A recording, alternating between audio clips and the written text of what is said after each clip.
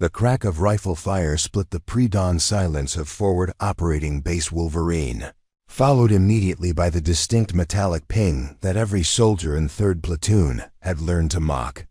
Sergeant Elena Vasquez lowered her weapon, a sleek, compact rifle that looked more like something from a science fiction movie than standard military issue, and watched through her scope as the distant target exploded in a shower of sparks exactly 847 meters away. Preparing and narrating this type of story took us long efforts and hard work. So if you are enjoying the story, please consider subscribing to our channel. Jesus Christ, Vasquez, muttered Corporal Jake Mitchell from behind the sandbag wall. That thing sounds like a damn arcade game. Elena ignored him, working the bolt of her XM201 enhanced sniper rifle with practiced efficiency. The weapon was a prototype, issued to only a handful of marksmen across all branches of the military. Its integrated suppressor, advanced optics system, and lightweight polymer components made it look distinctly different from the heavy wood and steel rifles that populated most armories. To the other soldiers in her unit, it looked like a toy. To Elena, it was precision incarnate. Ping, ping, ping, sang out Private Danny Kowalski in a mocking voice as he cleaned his M4.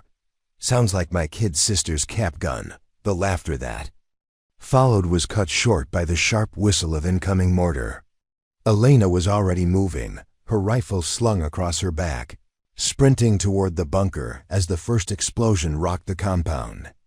In the chaos that followed screaming commands, the stutter of automatic weapons, the acrid smell of cordite and burning diesel, no one paid attention to the woman with the toy rifle, who had just eliminated 3 insurgent spotters from nearly impossible distances. That was 3 weeks ago. Now, as Elena pressed her eye to the scope and watched a convoy of Humvees disappear into a cloud of dust and smoke in the valley below, she knew that everything was about to change. The ambush that 3rd Platoon was driving into would either prove her worth once and for all, or get them all killed in the process. The radio crackled to life on her shoulder. Overwatch, this is Convoy Actual. We have movement in the rocks ahead. Can you confirm? Elena swept her scope across the ridge line, her breathing steady despite the 120-degree heat that made the air shimmer like water. There a glint of metal behind a boulder, the slight shift of fabric that didn't match the wind patterns. Her finger found the trigger as she made the calculations automatically. Wind speed, temperature, elevation, target movement. The XM2010's advanced ballistics computer fed data directly to her scope, but Elena trusted her instincts more than technology. Confirmed, Convoy Actual. Multiple hostiles in defensive positions. You're heading into a kill box. Copy that, Overwatch. Can you provide support? Elena smiled grimly as she settled into her shooting position.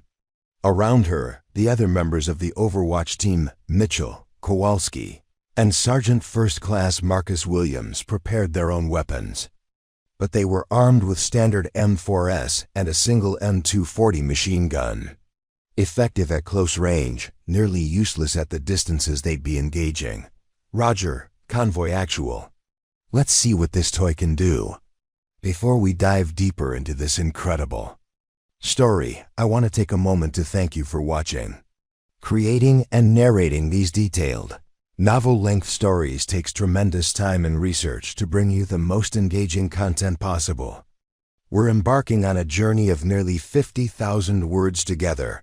That's a full novella. If you're already hooked by what you've heard, please show your support by hitting that like button, sharing this story with someone who would enjoy it, and subscribing to the channel.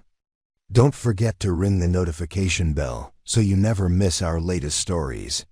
This is going to be an epic adventure, so get comfortable, and let's continue with this remarkable tale. 6 months earlier, Elena Vasquez had stepped off the transport plane at Baghdad International Airport with a duffel bag, a classified weapons case, and orders that made even seasoned military personnel do double takes. At 26, she was young for a sergeant, but her record spoke for itself. Marine Scout, Sniper School Honors Graduate, 2 tours in Afghanistan, 14 confirmed kills at ranges that defied belief.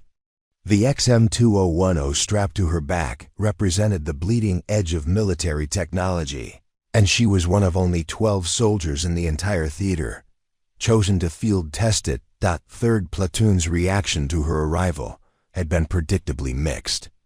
Unit was deployed to Forward Operating Base Wolverine, a dusty collection of prefab buildings and concrete barriers squatting in the desert 30 miles northwest of Baghdad.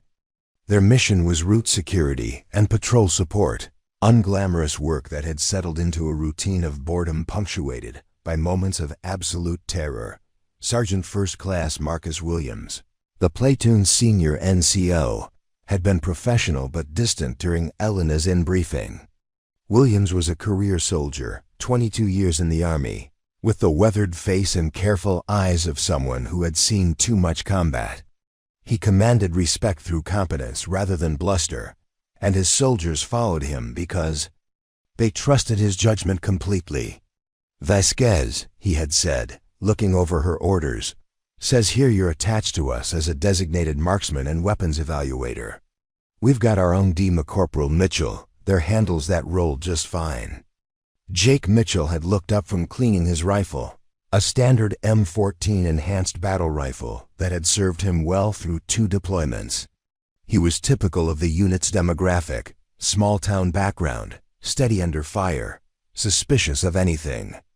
That smacked of military bureaucracy or outside interference. The sight of Elena's futuristic-looking weapon had made him frown.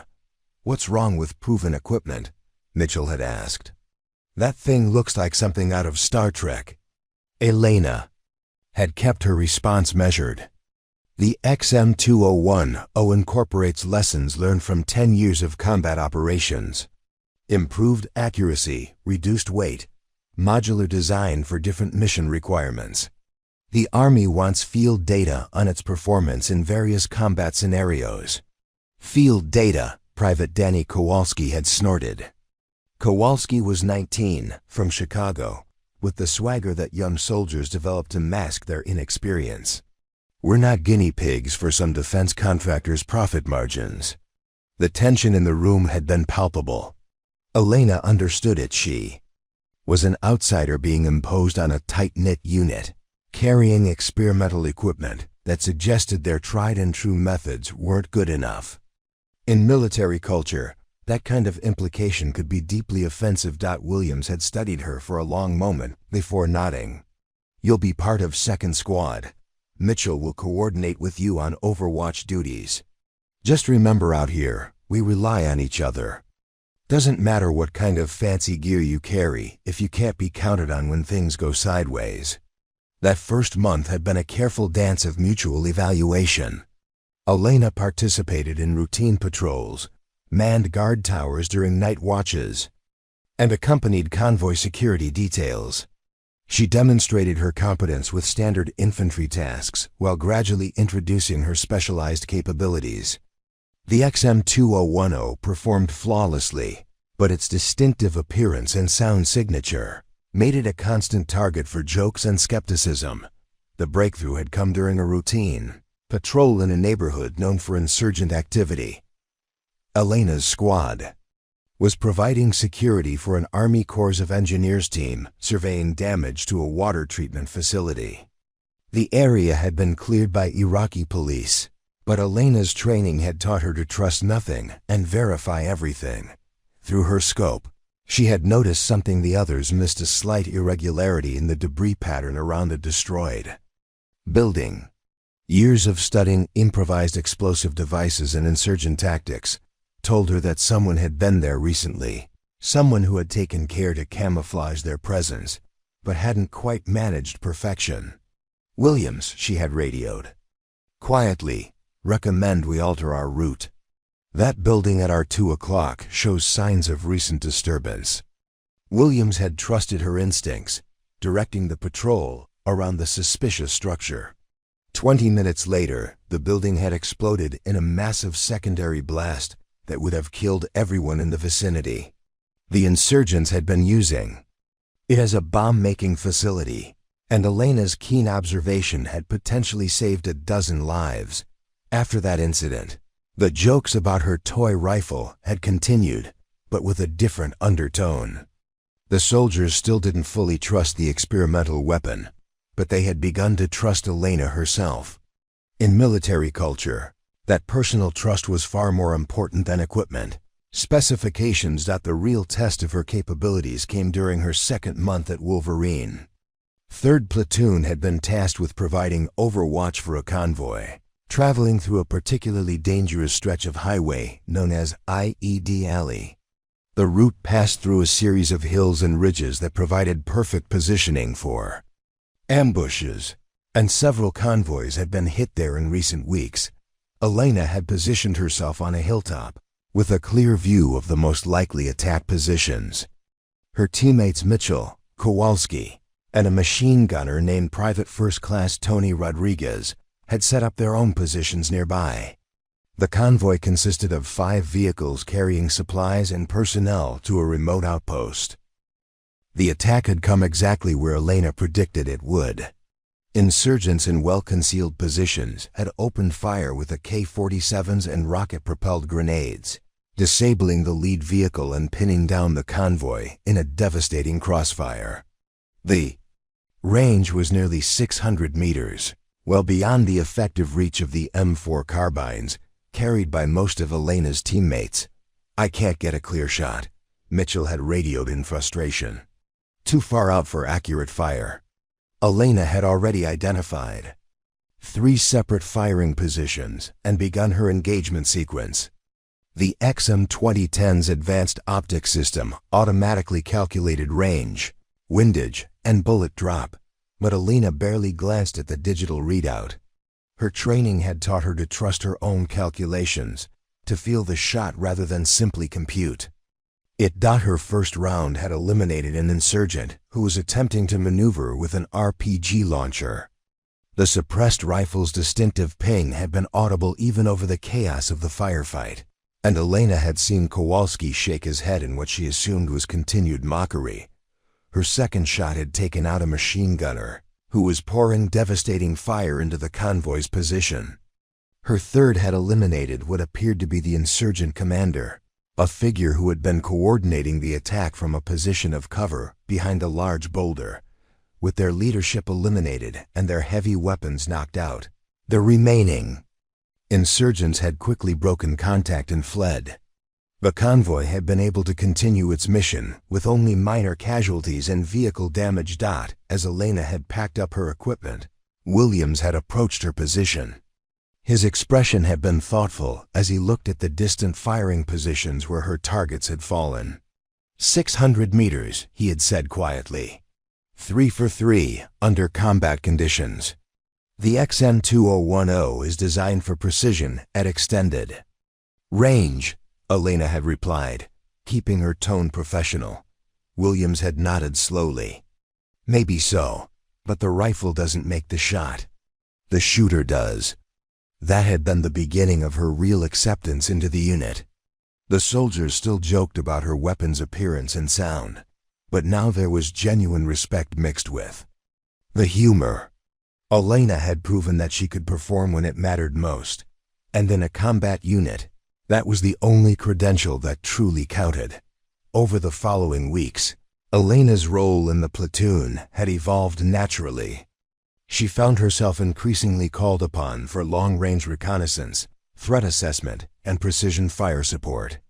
The XM-2010's modular design allowed her to reconfigure it for different missions, sometimes emphasizing maximum accuracy for surgical shots, other times prioritizing rapid target engagement for more dynamic situations. The weapon's integrated technology impressed even the skeptics when Elena demonstrated some of its more advanced features. The smart scope could automatically track moving targets, calculate complex ballistic solutions in real time, and even share targeting data with other network systems. But Elena rarely relied on these automated functions, preferring to trust her own skills and instincts. Technology fails, she had explained to Mitchell during one of their equipment maintenance sessions. Battery runs out, computer crashes. Network goes down. Your eyes, your hands, your training, those don't fail if you keep them sharp.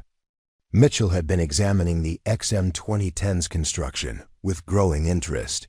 I'll admit, the weapon system is impressive, but it's still just a tool. Question is whether it's better than what we already have. Elena had considered this carefully. Different tools for different jobs. Your M14 is reliable, proven, straightforward to maintain. The XM-2010 offers capabilities that standard weapons can't match, but it requires more training and support.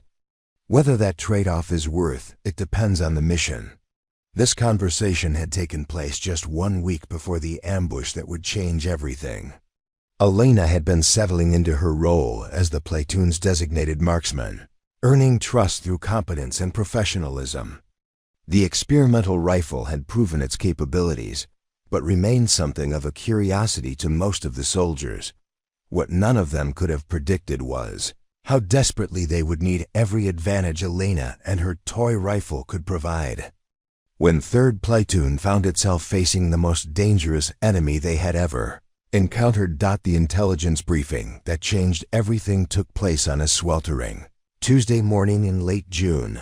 Captain Jennifer Hayes, 3rd Platoon's commanding officer, had gathered the senior NCOs and squad leaders in the base's operations center, a climate-controlled trailer filled with maps, communication equipment, and the ever-present smell of strong coffee and stress. Sweat. Captain Hayes was a West Point graduate, 3 years of combat experience, and a reputation for thorough preparation. She stood before a large map of their area of operations, red pins marking locations of recent incidents. The pattern they formed was distinctly troubling. "Gentlemen," Hayes began, then nodded toward Elena, "and Sergeant Vasquez, we have a problem. Intelligence indicates that a new insurgent cell has moved into our sector. They're well-equipped, professionally trained, and they've been conducting a systematic campaign of attacks against coalition forces." She pointed to the red pins on the map. 7 incidents in the past 2 weeks. Eyed attacks, sniper engagements, ambushes. The pattern suggests military training and access to advanced weapons. Most concerning is their apparent intelligence gathering capabilities. They seem to know our patrol routes and timing with uncomfortable accuracy. Sergeant First Class Williams leaned forward, studying the map. "Any idea who we're dealing with?" "Best assessment is a cell of former Iraqi military officers, possibly supplemented by foreign fighters. They're calling themselves the Desert Hawks, and they've been very effective at avoiding our counter-operations. Standard tactics aren't working against them." Elena had been quietly analyzing the attack locations, noting the terrain features and sight lines involved. "Ma'am, these positions suggest someone with advanced marksmanship training. The engagement distances, the choice of firing positions, this isn't random." Captain Hayes nodded grimly. "That's our assessment as well.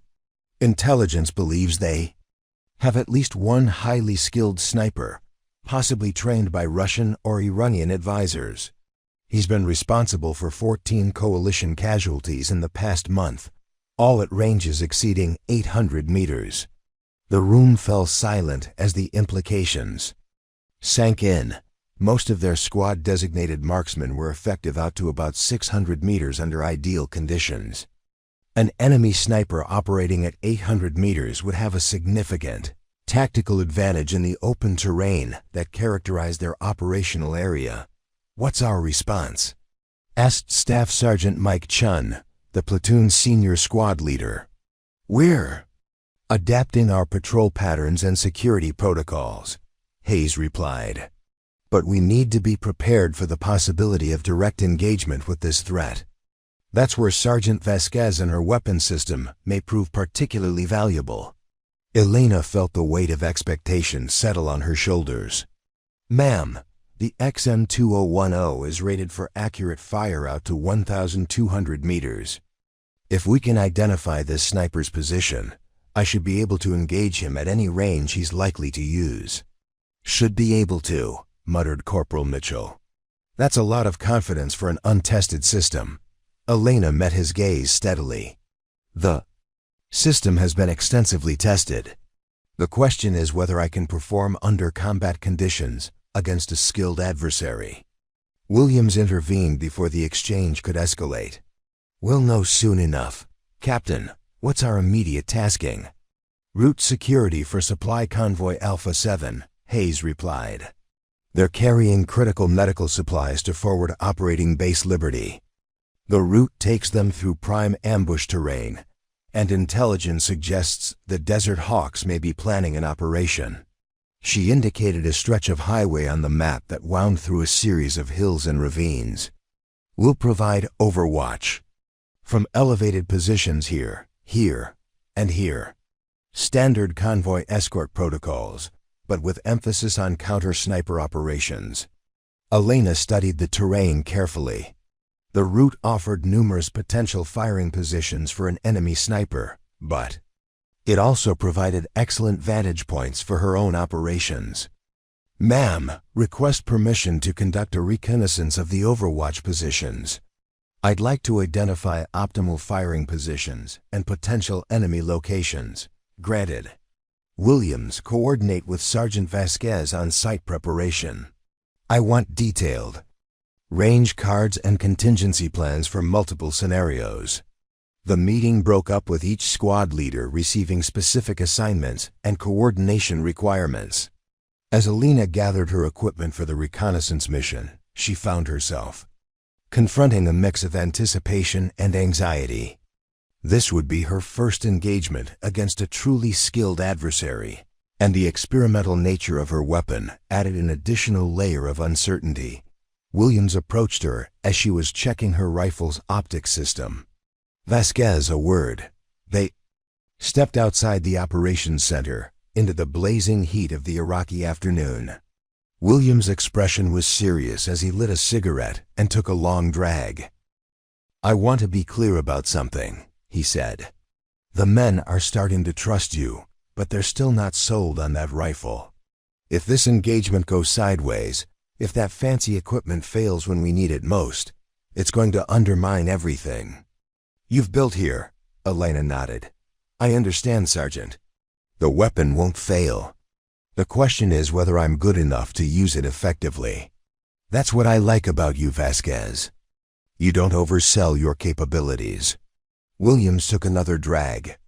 But I want you to know if you can neutralize this sniper threat, you'll have earned more than just acceptance from this platoon.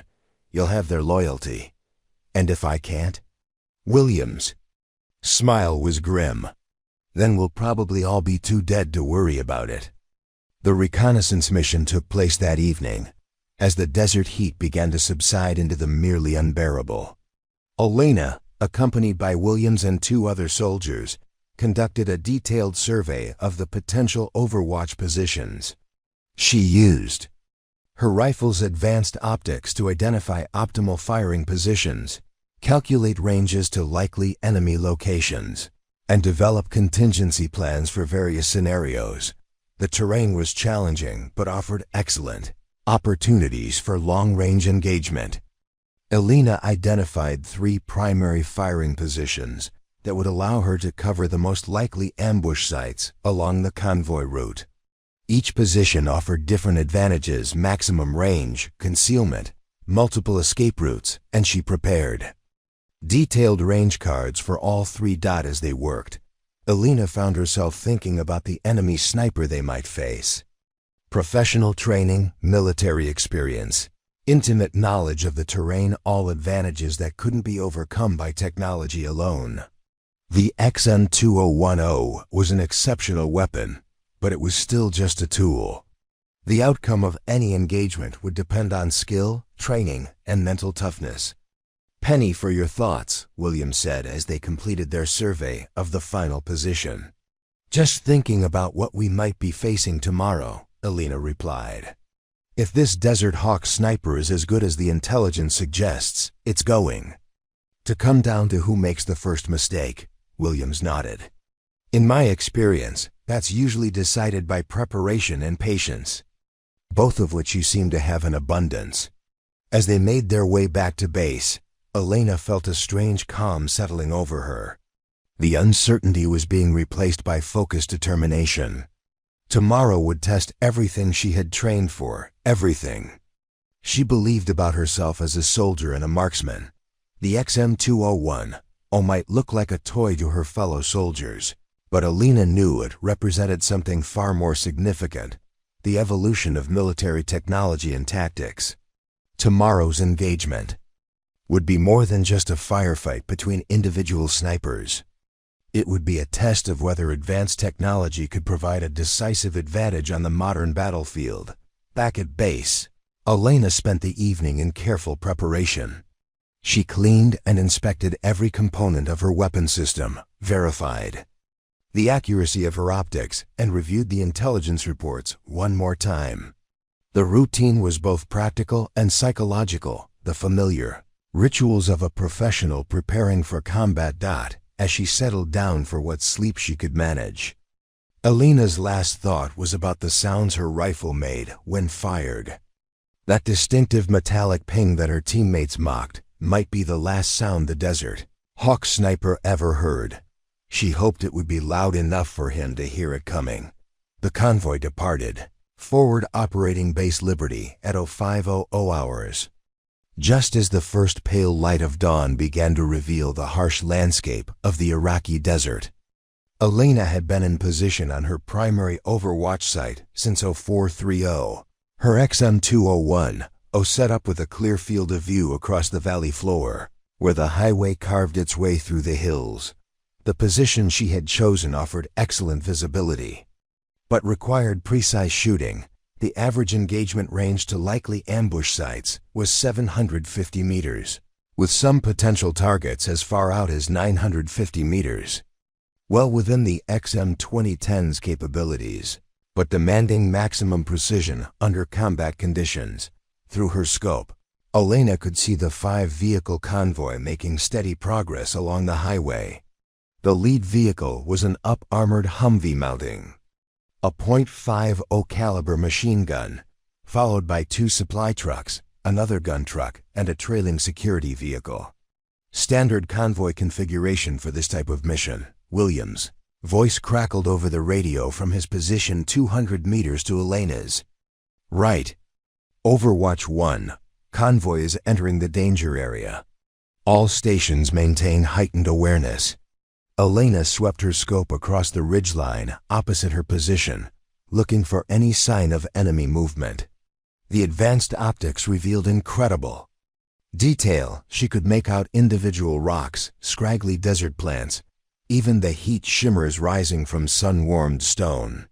But no human targets. Overwatch 3, this is 2, came Mitchell's voice from the southern observation post.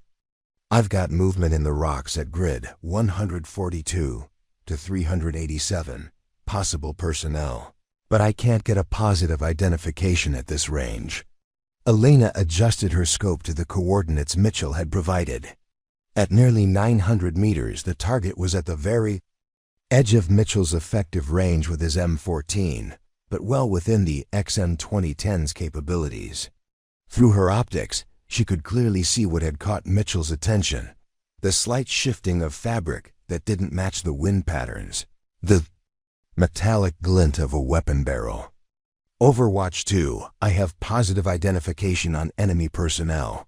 One individual with what appears to be a scoped rifle. Recommend immediate engagement. Roger 2, you are cleared to engage. Elena settled into her shooting position, her breathing automatically slowing as she entered the focused state that all precision marksmen cultivated. The target was partially concealed behind a large boulder, but she could see enough of his torso to ensure a hit. Wind was minimal, temperature was rising but still manageable, and the range was well within her comfort zone, the XM2010's. ballistic computer automatically calculated the firing solution and displayed it on her scope's heads-up display. Range: 897 meters. Wind correction: 0.3 mils left. Elevation adjustment: 2.7 mils up. But Elena barely glanced at the digital readout. Her training had taught her to trust her own calculations over computer assistance. She squeezed the trigger with the smooth, consistent pressure that had become second nature. The rifle recoiled against her shoulder with its characteristic subdued report, and Elena immediately worked the bolt to chamber another round while keeping her scope on target. 897 meters away, the enemy sniper jerked backward and disappeared from view. Elena maintained her sight picture for several seconds, watching for any additional movement, but the position remained still. Target neutralized, she reported calmly. The engagement had taken less than 30 seconds from identification to elimination, but Elena knew this was only the beginning. The Desert Hawks operated as a coordinated unit, and eliminating one sniper wouldn't end the threat to the convoy. Her assessment proved correct. As the convoy approached the halfway point of the danger area, multiple muzzle flashes erupted from concealed positions along both sides of the highway. AK-47 fire, the distinctive pop-pop-pop of RPG launches, and the deeper boom of improvised explosive devices created a cacophony of combat sounds that echoed off the surrounding hills. "Contact! Contact!" came the frantic radio call from the convoy. "Commander, we are taking effective fire from multiple positions. Request immediate fire support." Elena was already engaging her second target, an insurgent with an RPG launcher who was attempting to maneuver to a better firing position. The range was shorter this time, only 620 meters, but the target was moving quickly across broken terrain. She led him slightly, accounting for his movement and the slight crosswind that had developed, and fired. The distinctive ping of her rifle was followed by the insurgent's sudden tumble down a rocky slope, his RPG launcher spinning away into the rocks. "2 more targets eliminated," she reported, even as she searched for additional threats. Mitchell's M14 was barking repeatedly from his position, but Elena could see that his targets were too distant for effective engagement. Williams was directing fire from the M240 machine gun, but its effectiveness was similarly limited by range. The convoy's own weapons were engaging targets at closer range, but they were still taking heavy fire from the hills. Elena identified her next priority: target another sniper position approximately 800 meters away on the opposite ridge. This shooter had been firing at the convoy with what appeared to be a scoped rifle, and his accurate fire was causing significant problems for the vehicles below. But as Elena prepared to engage, she noticed something that made her blood run cold. Through her scope, she could see the enemy sniper's rifle clearly. It wasn't the typical Dragunov or Mosin Nagant that insurgents usually employed. This was a modern, Western-manufactured precision rifle, possibly British or German, equipped with advanced optics. More disturbing still, the enemy sniper was using proper fieldcraft and positioning techniques that suggested formal military training. He had chosen his position with care, established excellent concealment, and was engaging targets with the kind of disciplined fire control that Elena recognized from her own training. This wasn't just another insurgent with a rifle. This was a professionally trained marksman with equipment nearly as advanced as her own.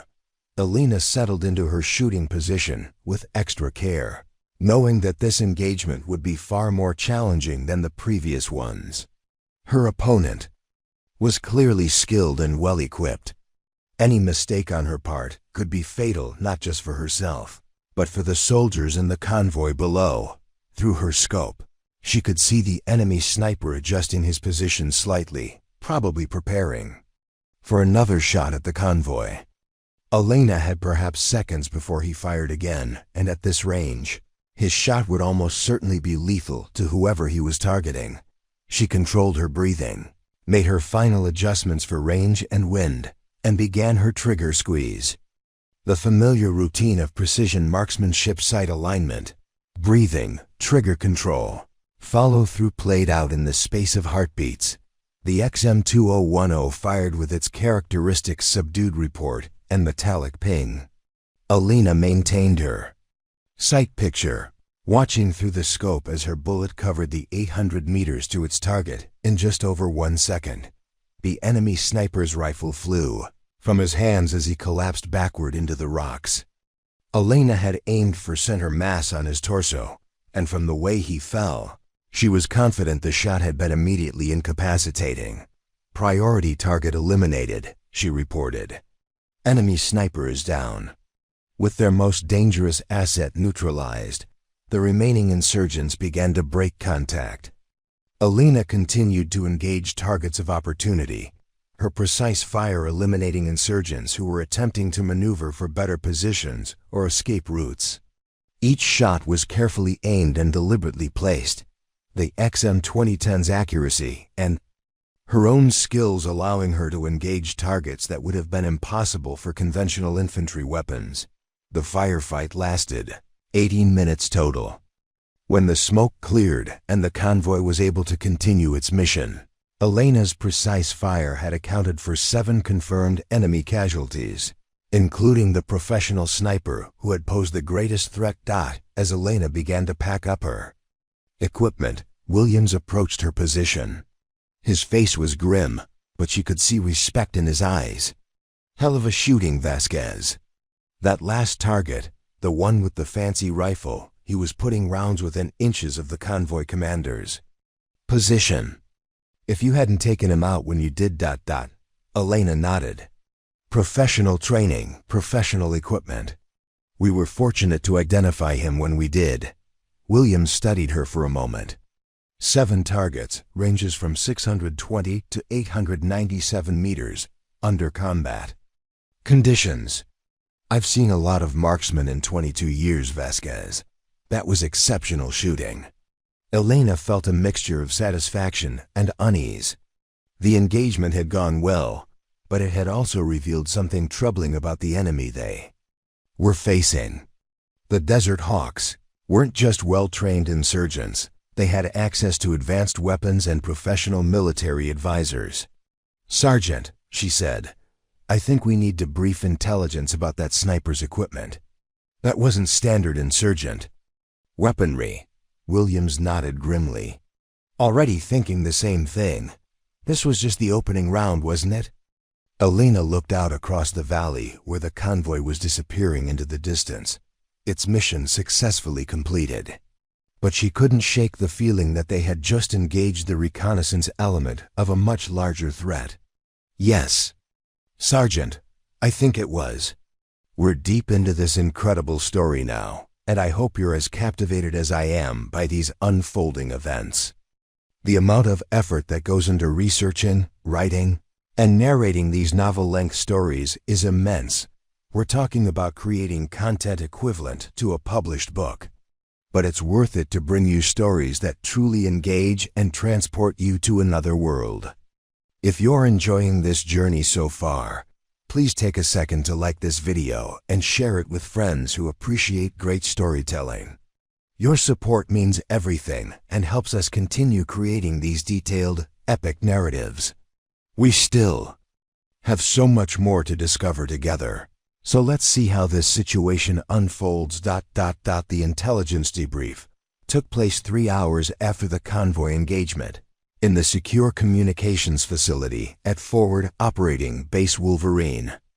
Elena sat across from Captain Hayes and a man she had never seen before, a lean, weathered individual in civilian clothes who introduced himself simply as Mr. Collins.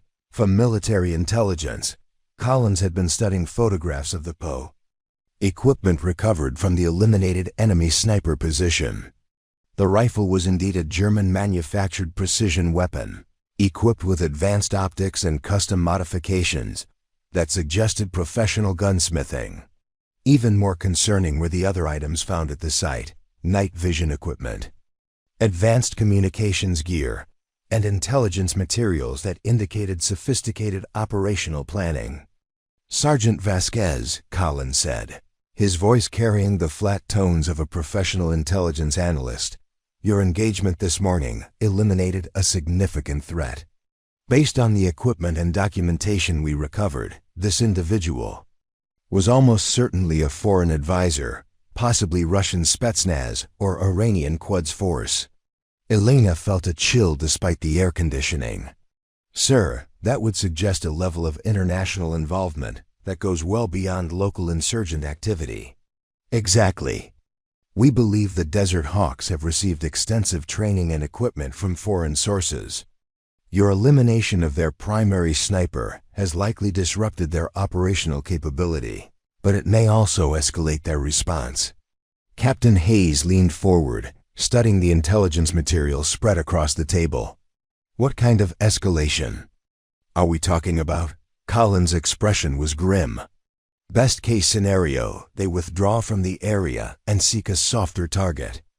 Worst case, they bring in additional advisors and equipment to specifically target the coalition forces that eliminated their asset." Elena realized the implications immediately. "They're going to come after us specifically. That's our assessment. The Desert Hawks have demonstrated a pattern of retaliation against units that inflict significant casualties on their organization.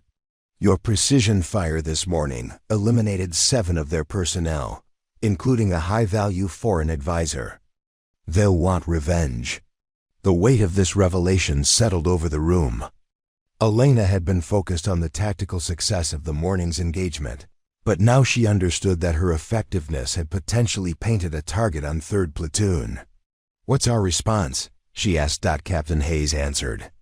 "We adapt our security posture and prepare for escalated contact. Mr. Collins has additional intelligence that affects our operational planning." Collins opened a folder containing aerial photographs and communication intercepts. "We've identified the Desert Hawks base of operations, a compound approximately 15 kilometers northwest of here. Satellite imagery shows significant fortification and what appears to be a training facility.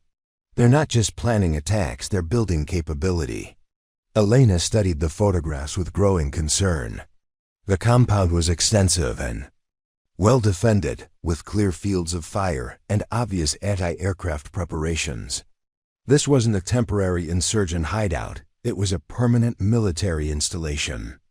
"Sir, this level of organization suggests they're planning something far more significant than harassment attacks on convoys." "Our assessment exactly. Intelligence indicates they may be preparing for a major operation against coalition bases in this sector. The timing and scale are still unknown, but the threat level has been elevated accordingly." Captain Hayes stood and moved to the operational map that dominated one wall of the facility. "Which brings us to our next mission. Higher headquarters wants detailed reconnaissance of this compound. We need current intelligence on their capabilities, defensive preparations, and personnel strength." Elena felt her pulse quicken. "Ma'am, are we talking about direct reconnaissance of a hardened enemy position?" "Exactly. Your precision fire capabilities and advanced optics make you ideal for this type of mission. We need you to get close enough to provide detailed intelligence without triggering a full-scale engagement." Collins added, "The XM-2010's optic system can provide photographic intelligence that would be extremely valuable for operational planning. But the mission parameters require extreme caution. If you're detected, the intelligence value becomes meaningless."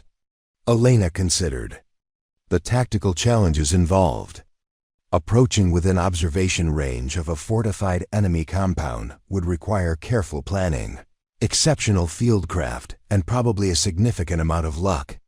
The advanced optics on her rifle could indeed provide detailed intelligence, but only if she could get into position without being detected. What kind of support would be available? She asked. Captain Hayes indicated positions on the map. "You'd be part of a 4-person reconnaissance team. Sergeant Williams would be team leader, with Corporal Mitchell and Private Rodriguez providing security. The mission profile calls for insertion via helicopter 12 kilometers from the target, followed by foot movement to observation positions. Elena noted the distances and terrain features. "Ma'am, that's a significant movement through enemy-controlled territory. If we encounter patrols or security elements, you'd be authorized to engage only in self-defense or if detection is imminent. The primary mission is intelligence gathering, not combat operations." Collins leaned back in his chair, his expression thoughtful. "Sergeant, your performance this morning was exceptional. But this mission will test different skills: stealth, patience, detailed observation. Are you confident in your ability to operate in a reconnaissance role?" Elena met his gaze steadily. "Sir, Scout Sniper training emphasizes reconnaissance as much as marksmanship. I'm comfortable with the mission parameters." "Good, because the intelligence you gather could be critical for preventing a major attack on coalition forces. The Desert Hawks are planning something significant, and we need to know what it is before they can execute it." The briefing continued for another hour, covering insertion routes, communication protocols, contingency plans, and extraction procedures. Elena found herself studying the mission profile with mixed emotions. The tactical challenge was significant, but it was exactly the kind of mission that her training and equipment were designed for. As the briefing concluded, Captain Hayes addressed Elena directly. "Sergeant, I want to be clear about something. This morning's engagement demonstrated the capabilities of both you and your weapon system. But tomorrow's mission will test whether that combination can provide intelligence capabilities that go beyond simple target elimination." Elena nodded. "Understood, ma'am. The XM-2010 is designed for both precision fire and detailed reconnaissance. Tomorrow we'll find out how well those capabilities translate to real-world operations." After the briefing, Elena spent the remainder of the day in careful preparation. She studied the target area using satellite imagery, planned optimal observation positions, and prepared her equipment for an extended reconnaissance mission. The XM-2010's modular design allowed her to configure it specifically for this type of operation, emphasizing optics performance and stealth rather than maximum firepower. Williams found her in the armory as she was making final adjustments to her rifle's configuration. "Thoughts about tomorrow?" he asked. "The mission profile is solid, but there are a lot of variables we can't control. Enemy patrol patterns, weather conditions, local civilian activity. Success is going to depend on careful movement and patient observation." Williams nodded. "That's why I requested you for this team. Mitchell's a good soldier and an adequate marksman, but he doesn't have your level of training for this type of mission. Rodriguez is solid infantry, reliable under pressure. But you're the one with the skills and equipment to make this mission successful." Elena felt the weight of expectation settling on her shoulders again. "Sergeant, what's your honest assessment of our chances?" Williams was quiet for a moment, considering his answer carefully. "If we can reach our observation positions without detection, I'd say we have a good chance of gathering the intelligence we need. The challenge will be getting close enough without triggering their security measures. And if we are detected?" Williams' smile was grim. "Then we'll find out how good that rifle really is at getting us out of trouble." That evening, Elena found herself thinking about the morning's engagement and tomorrow's mission. In the space of 12 hours, she had gone from proving her combat effectiveness to being tasked with a critical intelligence mission. The XM-2010 had performed flawlessly, but Elena knew that tomorrow would test different aspects of both her skills and her equipment. As she settled down for what sleep she could manage, Elena's last thought was about the enemy sniper she had eliminated that morning. Professional training, advanced equipment, careful planning, all advantages that hadn't prevented his elimination by superior marksmanship and better positioning. Tomorrow, she would be operating in the enemy's backyard, where they held all the advantages of terrain and numbers. Success would depend on the same factors that had made this morning's engagement successful: careful preparation, precise execution, and the advanced capabilities of the XM2010 system. But Elena couldn't shake the feeling that the Desert Hawks would be expecting retaliation for their losses. Tomorrow's reconnaissance mission might be walking into a trap specifically designed to eliminate the marksmen who had disrupted their operations. She hoped her toy rifle would be enough to get her team out alive. The insertion helicopter lifted off from Forward Operating Base Wolverine at 0200 hours, its rotors beating a steady rhythm against the night air. Elena sat across from Williams, Mitchell, and Rodriguez in the darkened cargo bay, each of them focused on the mission ahead. The advanced night vision equipment attached to her XM2010 had been carefully tested and calibrated, and she carried additional reconnaissance gear that would allow her to gather detailed intelligence on the Desert Hawks compound. The flight to the insertion point took 23 minutes, following a route designed to avoid known anti-aircraft positions. Elena could see the desert landscape passing below through the helicopter's small windows, an endless expanse of rocky hills and sandy valleys that looked deceptively peaceful in the moonlight. 2 minutes to insertion, came the crew chief's voice over the intercom. Elena performed a final equipment check, ensuring that her rifle was properly secured and that all her reconnaissance gear was easily accessible. The XM2010 had been configured specifically for this mission, with emphasis on optical performance and stealth rather than maximum range capability. The helicopter flared and settled into a small clearing surrounded by low hills.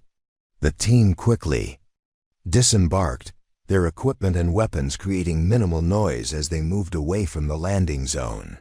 Within 30 seconds, the helicopter was airborne again, leaving them alone in enemy territory. Williams immediately established security, while Elena oriented herself using the GPS system integrated into her rifle's optics. Their position was approximately 12 kilometers southeast of the target compound, with challenging terrain between their current location and their objective. "Movement formation," Williams whispered into his radio. "Vasquez, you're on point with navigation. Mitchell, rear security. Rodriguez, you're with me in the middle, standard noise discipline and light security." Elena took point position and began leading the team through the rocky terrain toward their objective. The advanced night vision system on her rifle provided excellent visibility, but she moved with the careful deliberation that her training had emphasized. In enemy territory, speed was less important than stealth. The first 3 kilometers of movement went smoothly. The terrain was challenging but provided excellent concealment, and Elena's navigation kept them on course toward the observation positions she had identified during mission planning. Her teammates moved with the quiet professionalism that came from extensive combat experience. The first sign of trouble came when Elena spotted movement ahead through her night vision system. She immediately raised her fist, signaling the team to halt, and carefully studied the area in front of them. 2 figures were moving across their route of advance, approximately 400 meters ahead. They were carrying weapons and moving with the kind of tactical awareness that suggested military training. Elena observed them for several minutes, noting their equipment and movement patterns. "Patrol," she whispered into her radio. "2 personnel moving east to west across our route. Professional. Movement, military equipment." Williams moved up beside her and studied the patrol through his own night vision equipment. "Assessment? They're following a regular patrol route, probably checking for coalition reconnaissance teams. Equipment appears to be a K-74s with night vision attachments. These aren't local insurgents." Williams nodded grimly. The presence of professional patrols confirmed the intelligence assessment that the Desert Hawks had received significant foreign training and support. "Can we bypass?" Elena studied the terrain carefully. "Negative. Their route intersects with all the viable approaches to our objective. We either wait for them to clear the area or find an alternative route, that adds several kilometers to our movement. Time factor makes the long route impractical. How long before they clear our route? Elena continued observing the patrol, timing their movement and estimating their route. Based on their current pace and direction, approximately 20 minutes before our route is clear. Williams made the tactical decision quickly. We wait. Better to arrive late than to compromise the mission with premature contact. The team settled into concealed positions and waited for the enemy patrol to move out of their area. Elena continued, observing through her rifle's optics, gathering intelligence on the patrol's equipment, procedures, and apparent skill level. What she saw was distinctly concerning. The two patrol members were moving with textbook tactical procedures, maintaining proper spacing and security protocols. Their equipment was uniformly high quality, and their movement suggested extensive training in small unit tactics. These were not the kind of insurgents that coalition forces typically encountered. Professional soldiers, she whispered to Williams. Foreign advisors or possibly elite Iraqi military personnel. Williams nodded, reaching the same conclusion from his own observations. The implications were troubling. If the Desert Hawks had access to this level of professional military capability, they represented a far more serious threat than initially. Assessed. After 25 minutes, the patrol disappeared into the broken terrain to the west. Elena waited an additional 5 minutes to ensure they weren't doubling back, then resumed movement toward the objective. The remaining movement to the observation positions took another 2 hours. Elena's team had to navigate around several additional patrol routes and avoid what appeared to be sensor equipment that had been positioned along likely approach routes. The level of security preparation was far more sophisticated than anything they had previously encountered. Elena finally reached her primary observation position just as the first hint of dawn began to lighten the eastern horizon. The position she had selected offered excellent visibility of the Desert Hawks compound while providing good concealment and multiple escape routes. Through her rifle's advanced optics, Elena began her detailed reconnaissance of the target. What she saw was deeply troubling. The compound was far more extensive and sophisticated than the satellite imagery had revealed. Multiple buildings, vehicle parks, training areas, and what appeared to be a sophisticated communications facility. But most concerning were the personnel she could observe moving around the compound. Williams, she whispered into radio, this is not an insurgent camp. This is a military training facility. Elena counted at least 40 individuals visible in the compound, all of them moving with military discipline and carrying advanced weapons. Several appeared to be foreign advisors based on their equipment and the deference shown to them by other personnel. She began systematically photographing the compound using her rifle's integrated camera system, documenting the layout, defensive positions, vehicle types, and personnel. The level of organization and military preparation was far beyond anything that local insurgent groups could have achieved independently. Vasquez, what are you seeing? Came Williams' voice over the radio. Extensive military preparation. Multiple vehicle types including what appears to be armored personnel carriers. Communications equipment that suggests coordination with external command structures. Personnel strength estimated at 60 to 80 individuals, including obvious foreign advisors. Elena continued her observation, noting details that would be critical for any future operations against the compound. Anti-aircraft positions, patrol routes, security procedures, and what appeared to be preparation for a major operation. Then she saw something that made her blood run cold. In one of the training areas, personnel were practicing with equipment that she recognized from her own military training: advanced communications gear, precision weapons, and what appeared to be specialized explosive devices. But the training scenario they were practicing was unmistakably an assault on a coalition forward operating base. Williams, they're rehearsing an attack on a coalition base. I can see mock-ups of our defensive positions, and what appears to be scale models of base layouts. Williams' response was immediate. "Can you identify which base they're targeting?" Elena studied the training area more carefully, using her rifle's maximum optical magnification to examine the details of the mock-up. The layout was familiar, but it took her several minutes to identify it with certainty. "It's us," she whispered. "They're rehearsing an attack on Forward Operating Base Wolverine." The implications were staggering. The Desert Hawks weren't just planning a retaliatory attack, they were planning a full-scale assault on Elena's home base. Using detailed intelligence and professional military tactics, Elena continued documenting the compound, but now with a sense of desperate urgency. The intelligence she was gathering wasn't just operationally valuable, it was critical for the survival of everyone at Wolverine. As she worked, Elena became aware of increased activity in the compound. More personnel were moving around, and there seemed to be preparation for some kind of significant operation. Through her scope, she could see what appeared to be final equipment checks and briefings.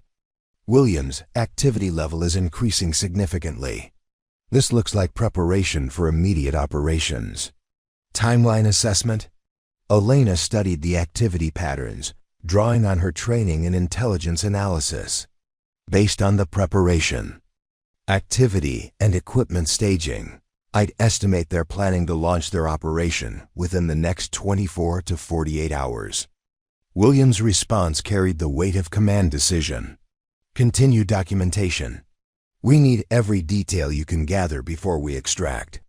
Elena settled into her observation position for what she knew would be the most critical reconnaissance mission of her career. The Desert Hawks were preparing to attack her base, and the intelligence she gathered in the next few hours might be the only thing standing between her fellow soldiers and a devastating surprise attack. Through her rifle's scope, she continued, watching the enemy prepare for war, knowing that her toy rifle had become the coalition's most important intelligence-gathering asset. Elena had been in position for 4 hours when she spotted something that changed everything. Through her rifle's high-magnification optics, she watched a convoy of vehicles approaching the Desert Hawks compound from the north. But these weren't the typical pickup trucks and civilian vehicles that insurgent groups usually employed. These were military-grade transport vehicles, and they were carrying cargo that made Elena's blood run cold. The lead vehicle was a military transport truck carrying what appeared to be heavy weapons, possibly mortar or rocket launchers. The second vehicle carried personnel who were clearly foreign, advisors based on their equipment and the immediate attention they received from compound personnel. But it was the third vehicle that captured Elena's complete attention. "Williams," she whispered into her radio. "They just received a significant weapons shipment. I'm seeing heavy mortar, advanced communications equipment, and what appears to be anti-aircraft weapons. Can you get detailed photographs?" Elena was already working, using her rifle's integrated camera system to document everything she could. The XM2010's advanced optics provided incredible detail, allowing her to identify specific weapon types and equipment models that would be crucial for intelligence analysis. But as she focused on photographing the new arrivals, Elena became aware that her position might have been compromised. One of the foreign advisors, a tall man with the bearing of a professional soldier, was studying the surrounding hills through binoculars. His search pattern was systematic and thorough, exactly what Elena would have done if she suspected hostile. "Observation, possible compromise," she radioed quietly. "Enemy personnel conducting counter-surveillance of the surrounding terrain." Williams' response was immediate. "Maintain position but be prepared for immediate extraction." Elena continued her documentation while carefully monitoring the enemy's counter-surveillance efforts. The foreign advisor was clearly experienced, methodically checking each potential observation position. It was only a matter of time before he identified Elena's location. Then the situation became exponentially more dangerous. Through her scope, Elena watched as the foreign advisor pointed directly at her position and began speaking rapidly to other personnel. Within minutes, she could see armed figures moving out of the compound and beginning to advance toward her location. "Compromise confirmed," she radioed. "Multiple enemy personnel moving toward my position. Request immediate extraction. Williams." Voice carried the tension of tactical decision-making. "Extraction helicopter is 20 minutes out. Can you maintain position?" Elena evaluated her tactical situation quickly. She was approximately 800 meters from the compound, in a position that offered good concealment, but limited escape routes. The enemy personnel moving toward her appeared to be professional soldiers, rather than local insurgents, and they were advancing with proper tactical procedures. Negative on maintaining position. Enemy advance appears to be professionally coordinated. I need to relocate immediately. Elena began breaking down her observation post, carefully packing her equipment while maintaining visual contact with the advancing enemy personnel. The XM-2010's modular design allowed for rapid configuration changes, and she quickly reconfigured the weapon for mobility rather than precision observation. As she prepared to move, Elena realized that the intelligence she had gathered might be the most critical information 3rd Platoon would ever possess. The Desert Hawks weren't just planning an attack on Forward Operating Base Wolverine. They had the weapons and personnel to make that attack devastatingly effective. She began moving toward the designated extraction point, using every bit of fieldcraft training she possessed to avoid detection by the enemy search teams. But the terrain that had provided excellent observation positions also offered limited escape routes, and Elena knew that reaching the extraction point would require both skill and luck. The first enemy patrol appeared on her left flank within 10 minutes of beginning her movement. Elena immediately went to ground, using her rifle's optics to observe the patrol's composition and movement patterns. What she saw confirmed her worst fears about the enemy's capabilities. The patrol consisted of 4 personnel moving with textbook small unit tactics. Their equipment was uniformly high quality, and their movement suggested extensive training in reconnaissance and tracking. These were not local insurgents. They were professional soldiers with the skills to conduct effective pursuit operations. Elena waited for the patrol to pass her position, then continued moving toward the extraction point. But she knew that additional patrols would be converging on her location, and her window for successful extraction was rapidly closing. Williams' voice crackled over her radio. "Vasquez, extraction helicopter is 15 minutes out. What's your status?" "Moving toward extraction point, but enemy patrols are converging on my location. I may need to engage to break contact." Elena had hoped to avoid any engagement that might compromise the intelligence value of her mission, but the tactical situation was deteriorating rapidly. The enemy's response to her presence suggested that they understood the threat posed by coalition reconnaissance, and they were taking aggressive measures to eliminate it. The decision was made for her when she crested a small ridge and found herself face-to-face with another enemy patrol moving directly toward her position. The range was less than 200 meters, and both sides spotted each other simultaneously. Elena's training took over immediately. She dropped prone, bringing the XM-2010 to her shoulder in one fluid motion. The lead enemy soldier was raising his rifle when Elena's first shot eliminated him with a precise hit to center mass. Her second shot, fired less than 2 seconds later, eliminated the patrol's radio operator before he could report contact.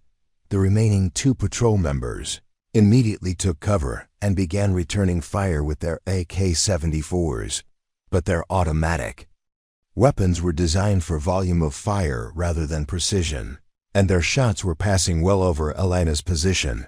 Elena's training in precision marksmanship gave her a decisive advantage in this type of engagement. She methodically identified each enemy position and engaged with carefully aimed shots. The XM-2010's accuracy and her own skills allowed her to eliminate both remaining patrol members within 30 seconds of initial contact. "Contact," she radioed to Williams. 4 enemy personnel eliminated, continuing movement to extraction point. But Elena knew that the sound of gunfire would bring additional enemy forces to her location. She needed to reach the extraction point quickly, before the enemy could coordinate an effective response.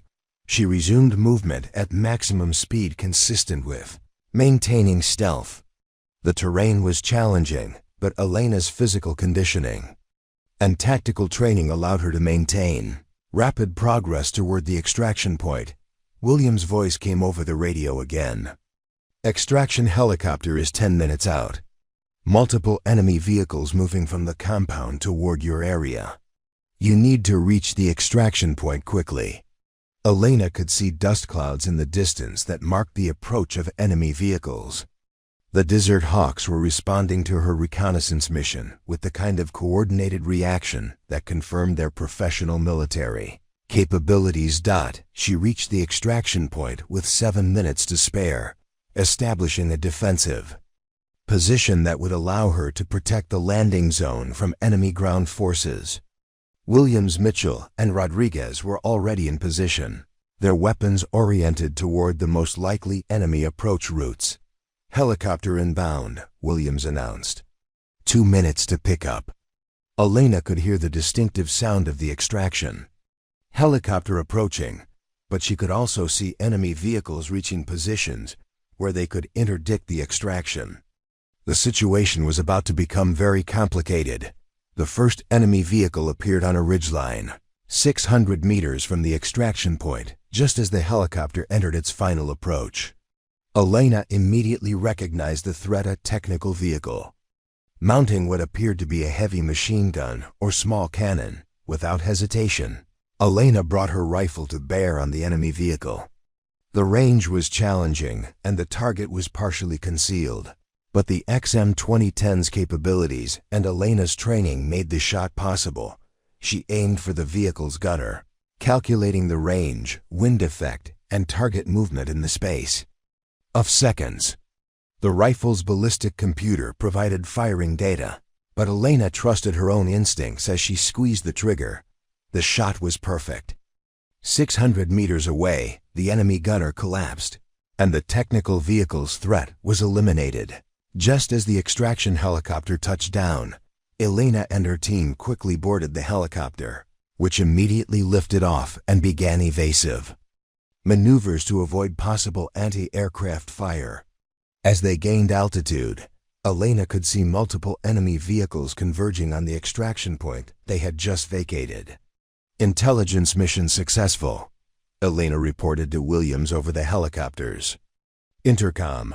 Critical intelligence gathered regarding enemy capabilities and planned operations." Williams nodded grimly. "Get ready for an extensive debrief. What you observed is going to change everything about our operational planning." As the helicopter carried them back toward Forward Operating Base Wolverine, Elena reflected on what she had accomplished. The reconnaissance mission had gathered intelligence that would be crucial for defending against the Desert Hawks' planned attack. But it had also revealed the true scope of the threat they were facing. The Desert Hawks weren't just another insurgent group. They were a professionally trained and equipped military force with the capability to conduct sophisticated operations against coalition bases. The attack they were planning against Wolverine would be far more dangerous than anything 3rd Platoon had previously faced. Elena looked down at her XM-2010, the rifle that had enabled her to gather this critical intelligence and fight her way out of enemy territory. The soldiers at Wolverine still joked about her toy rifle, but Elena knew that it had just become their lifeline for survival. The real test of both her skills and her weapon was still to come. The emergency command briefing began 30 minutes after Elena's team returned to Forward Operating Base Wolverine. Captain Hayes had summoned not only 3rd Platoon's leadership, but also senior officers from across the base, including the base commander, Colonel Patricia Richardson. The intelligence that Elena had gathered during her reconnaissance mission had elevated the threat level to the highest priority. Elena stood before a room full of seasoned military officers, her reconnaissance photographs and observations displayed on multiple screens around the briefing room. The images told a story of professional military preparation that was far more sophisticated than anyone had expected from an insurgent group. Colonel Richardson, a 28-year Army veteran with combat experience in multiple theaters, studied the intelligence materials with the focused attention of a commander who understood the implications of what she was seeing. "Sergeant Vasquez," she said, "walk us through your assessment of the enemy's capabilities." Elena moved to the display screens, pointing to specific photographs as she provided her analysis. "Ma'am, based on direct observation and photographic intelligence, the Desert Hawks compound contains approximately 60 to 80 personnel with professional military training. They have access to heavy weapons including mortar, anti-aircraft systems, and what appears to be armor-defeating munitions." She indicated another photograph showing the training area. "Most critically, they are conducting rehearsals for an assault on a coalition forward operating base. The mock-up they're using is an accurate representation of our defensive positions here at Wolverine." Colonel Richardson leaned forward, studying the training area photograph more carefully. "Assessment of timeline? Based on the activity level and equipment preparation, I estimate they plan to execute their operation within 24 to 48 hours. The room fell silent as the implications sank in. Elena could see the rapid mental calculations taking place as each officer considered the defensive preparations that would be necessary to counter such a threat. Captain Hayes spoke first. "Ma'am, our current defensive posture is configured for harassment attacks and infiltration attempts. We're not prepared for a coordinated assault by a professional military force." Colonel Richardson nodded grimly. "Recommendations?" The discussion that followed was a rapid-fire exchange of tactical assessments and defensive planning. Elena found herself at the center of the conversation, her reconnaissance intelligence providing the foundation for all strategic decisions. "Sergeant," Colonel Richardson addressed Elena directly, "in your assessment, what are our greatest vulnerabilities?" Elena had been thinking about this question throughout the helicopter flight back to base.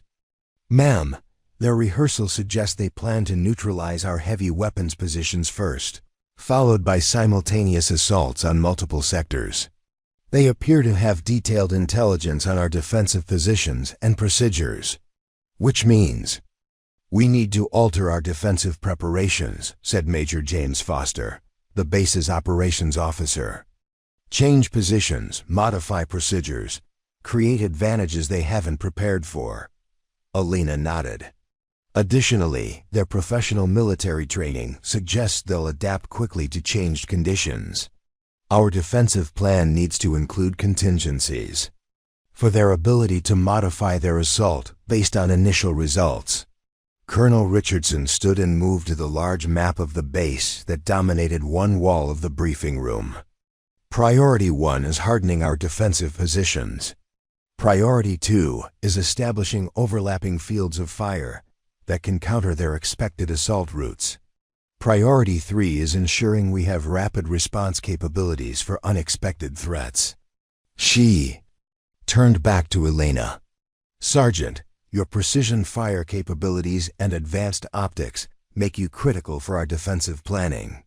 Where can you be most effective?" Elena studied the base layout, considering the tactical challenges of the expected assault.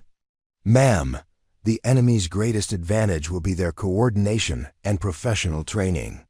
My most effective role would be disrupting their command and control by eliminating key personnel officers, communication specialists, heavy weapons operators. Position recommendations?" Elena indicated a location on the base map. "The communications tower offers excellent visibility of all approaches and maximum engagement ranges. With the XM-2010's capabilities, I can provide precision fire support across the entire defensive perimeter. Colonel Richardson nodded approvingly. Make it happen. Captain Hayes, coordinate with Sergeant Vasquez on position preparation and ammunition requirements. The briefing continued for another hour, covering every aspect of defensive preparation from ammunition distribution to evacuation procedures. Elena found herself increasingly involved in the strategic planning, her reconnaissance intelligence, and precision fire capabilities making her a key asset in the base's defensive strategy. As the briefing concluded, Colonel Richardson addressed Elena one final time. Sergeant, your reconnaissance mission provided intelligence that may save dozens of lives. But the real test will be whether your combat capabilities can help us survive what's coming. Elena met the colonel's gaze steadily. Ma'am, the XN-2010 is designed for exactly this type of operation. The weapon won't fail. The question is whether I can perform at the level this situation requires. Colonel Richardson's smile was tight.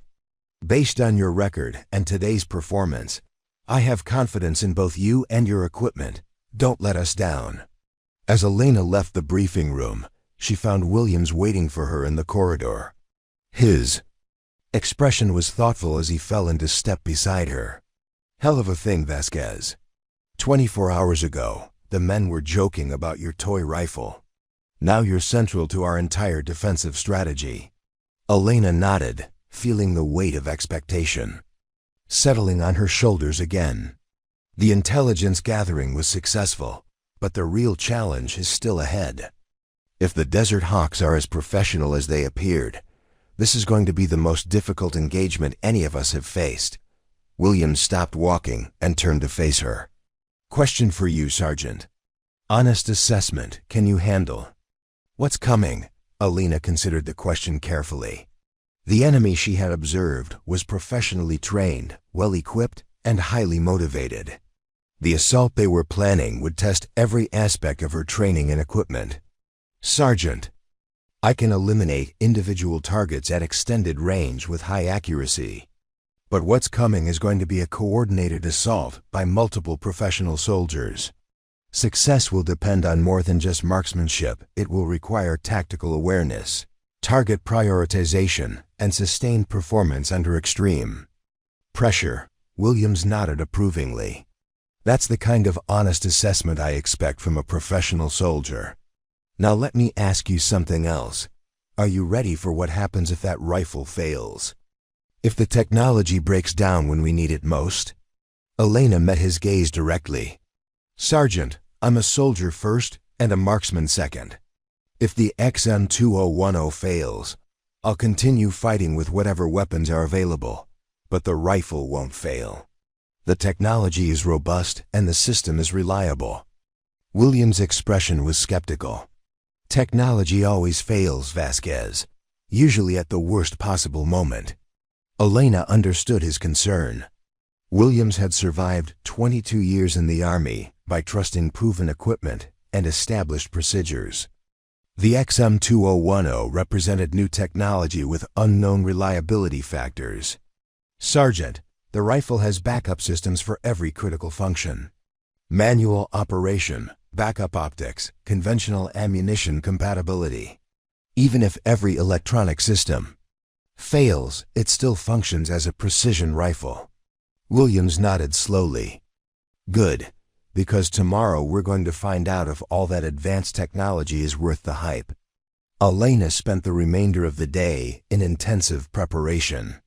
She established her primary firing position on the communications tower, calculated range cards for every possible engagement scenario, and prepared ammunition for extended combat operations.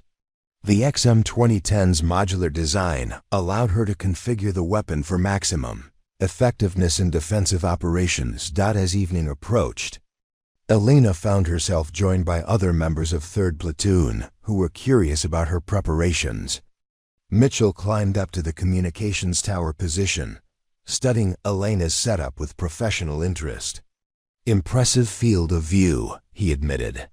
You can cover the entire perimeter from here.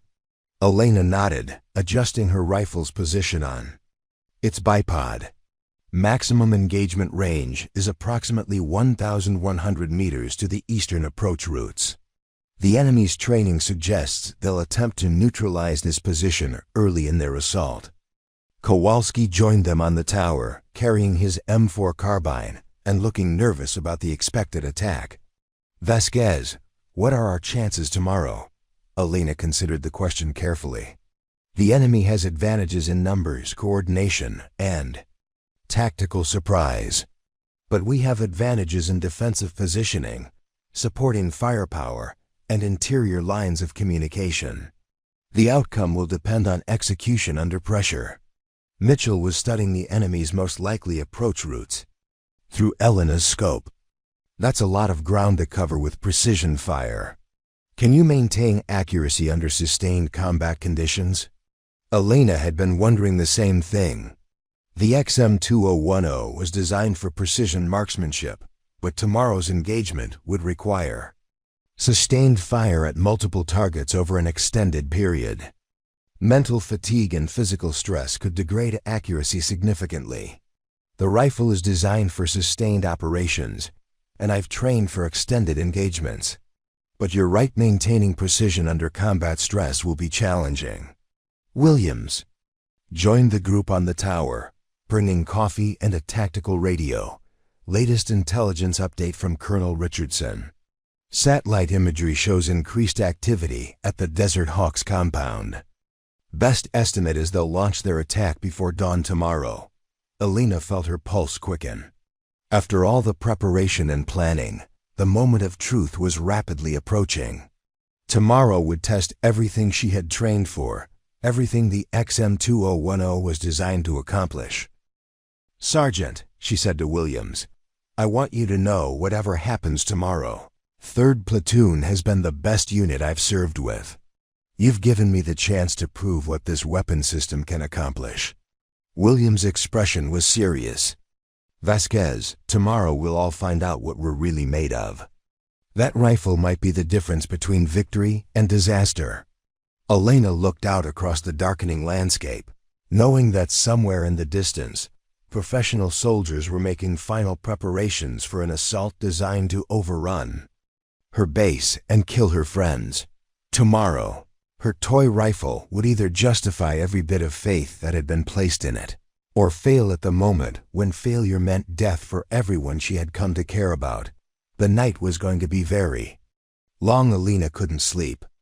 She had tried. Williams had insisted that all personnel get rest before the expected assault, but every time she closed her eyes, she found herself mentally rehearsing engagement scenarios and target prioritization sequences.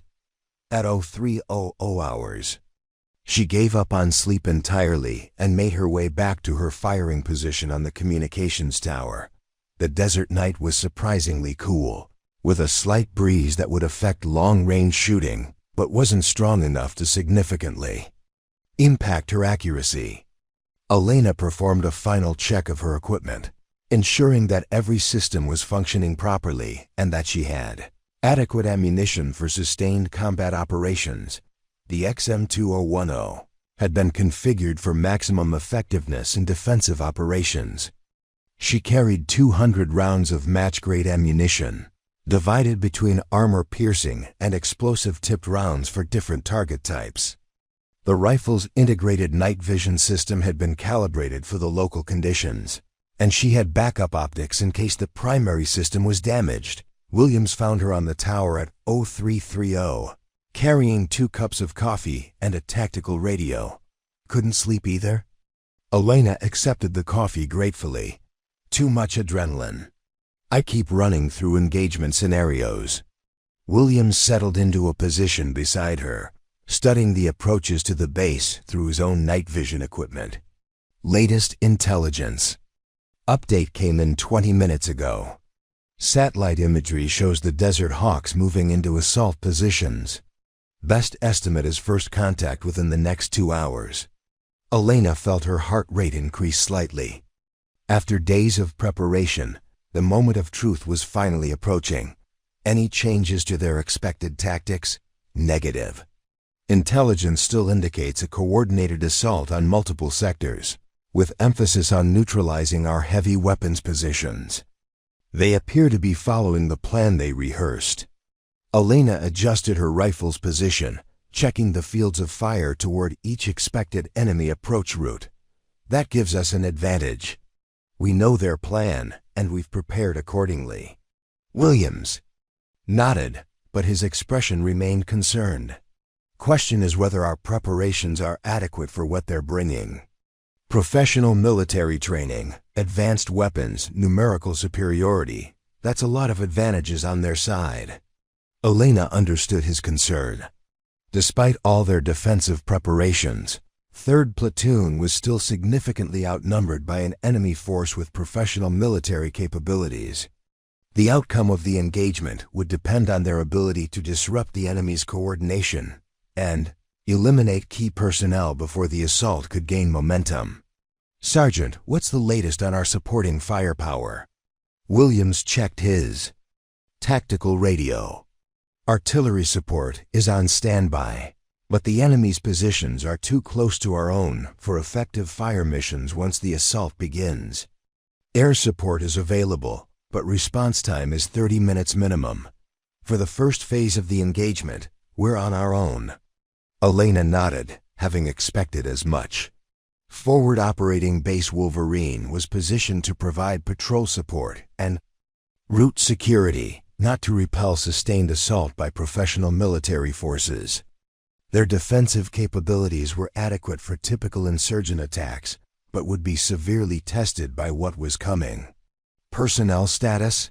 All defensive positions are manned and ready. Colonel Richardson has positioned our best soldiers at the most critical points.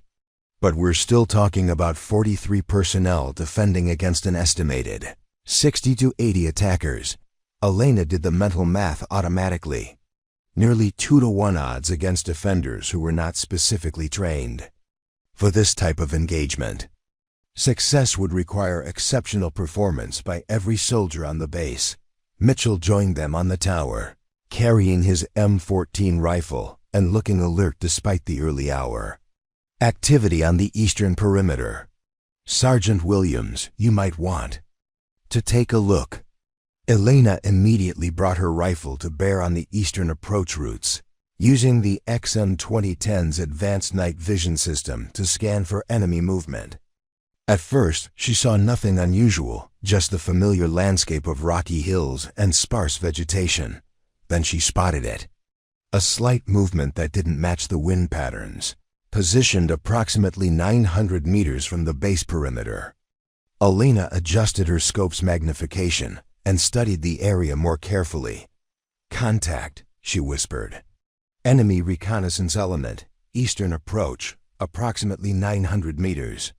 2 personnel with observation equipment.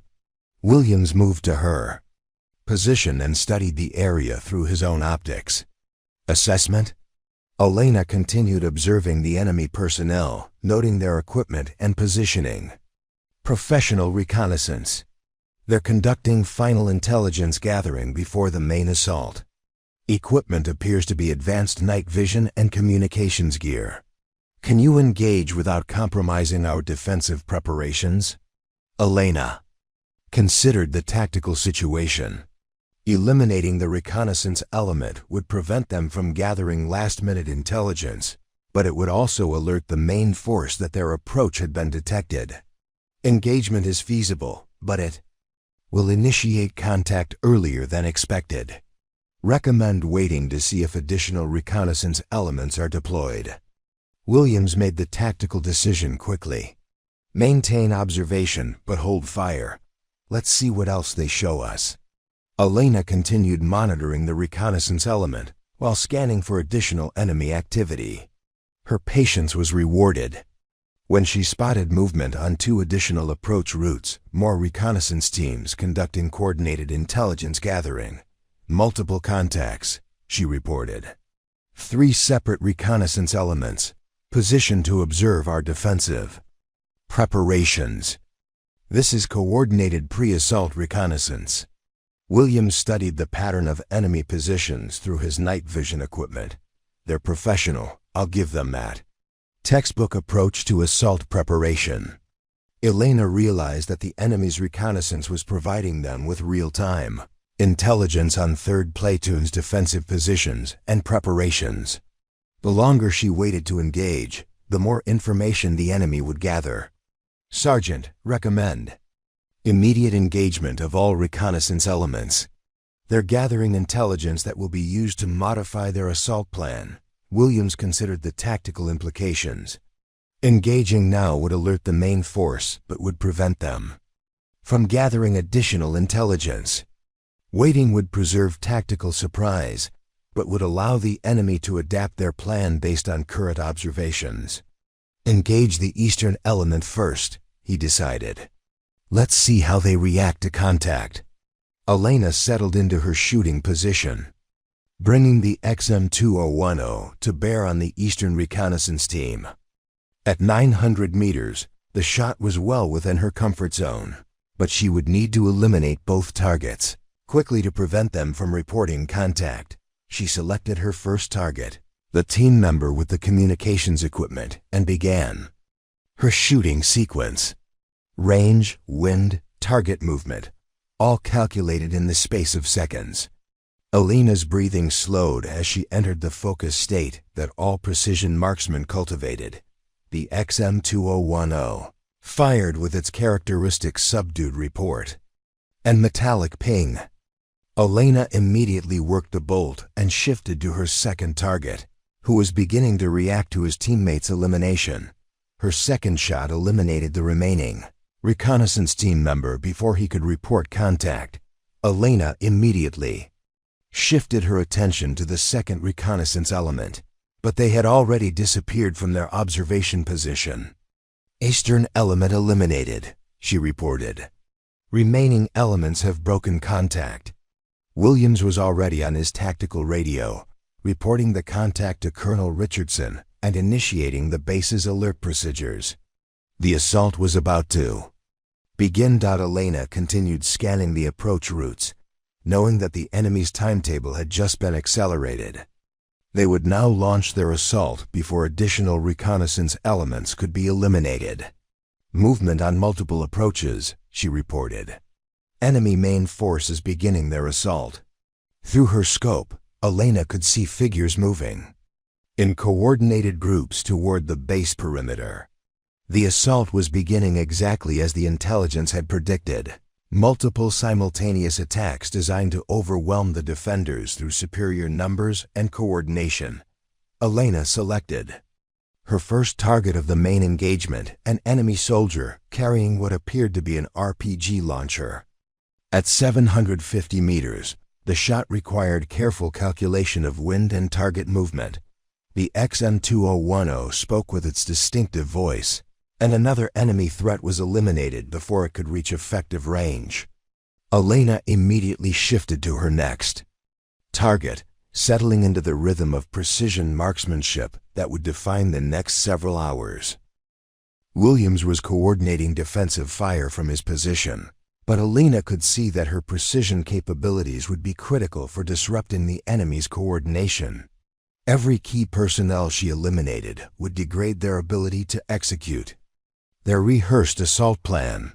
"Here they come," Williams announced over the tactical radio. "All stations prepare for sustained contact." Elena took a deep breath and settled into what she knew would be the most challenging engagement of her career. The Desert Hawks were bringing professional military capabilities to bear against her base, and her toy rifle was about to become the most important weapon in 3rd Platoon's arsenal. The battle for Forward Operating Base Wolverine was about to begin. The assault began at 0417 hours with a coordinated mortar barrage that demonstrated the Desert Hawks' professional military training. Elena felt the communications tower shudder as high explosive rounds impacted around the base perimeter, their placement designed to suppress defensive positions and create gaps in the defensive fire. Through her rifle scope, Elena could see the enemy assault teams advancing under cover of the mortar fire. They moved with textbook small unit tactics, maintaining proper spacing and using coordinated fire and movement techniques that few insurgent groups possessed. Multiple enemy assault teams advancing on all sectors, Elena reported over the tactical radio. Estimated 40 to 50 personnel in the initial wave. Colonel Richardson's voice came over the command net, calm despite the chaos erupting around the base. All stations, this is base actual. Execute defensive plan Alpha. Precision assets. Prioritize enemy heavy weapons and command personnel. Elena was already engaging her first target of the main assault, an enemy soldier, carrying what appeared to be an advanced anti-tank weapon. The range was 680 meters, and the target was moving rapidly across broken terrain. But the XM-2010's capabilities and Elena's training made the shot feasible. She led the target slightly, accounting for his movement and the slight crosswind that had developed. The rifle fired with its characteristic ping, and Elena watched through her scope as the enemy soldier collapsed, his weapon spinning away into the rocks. Her second target was even more critical, an enemy officer, who was coordinating the assault from a position approximately 750 meters from the base. Elena could see him using hand signals to direct the movements of multiple assault teams, and his elimination would significantly disrupt their coordination. This shot was more challenging due to the target's partial concealment behind a large boulder, but Elena could see enough of his torso to ensure a hit. She made her calculations quickly, adjusted for the increased range, and fired. The enemy officer disappeared from view, and Elena immediately noticed a degradation in the coordination of the nearby assault teams. Without their leadership, the enemy soldiers began to bunch up and lose the precise timing that had characterized their initial advance. 2 priority targets eliminated, Elena reported. Enemy coordination appears degraded on the eastern approach. But even as she disrupted one sector of the assault, Elena could see that the enemy's overall plan was succeeding. Their numerical superiority and professional training were allowing them to maintain pressure on multiple sectors simultaneously, and the base's defenders were being forced to respond to threats faster than they could effectively coordinate their response. Williams' voice crackled over the tactical radio from his position in the eastern defensive sector. Heavy contact on the eastern perimeter. Enemy assault teams have reached the outer defensive wire. Elena shifted her scope to the eastern sector and could see enemy soldiers using specialized equipment to breach the base's perimeter defenses. These weren't improvised explosive charges or simple wire cutters. The equipment appeared to be military-grade breaching charges, designed for exactly this type of operation. She identified her next target, an enemy combat engineer who was preparing to blow a gap in the defensive wire. The range was only 420 meters, but the target was working quickly and would complete his mission within seconds if not stopped.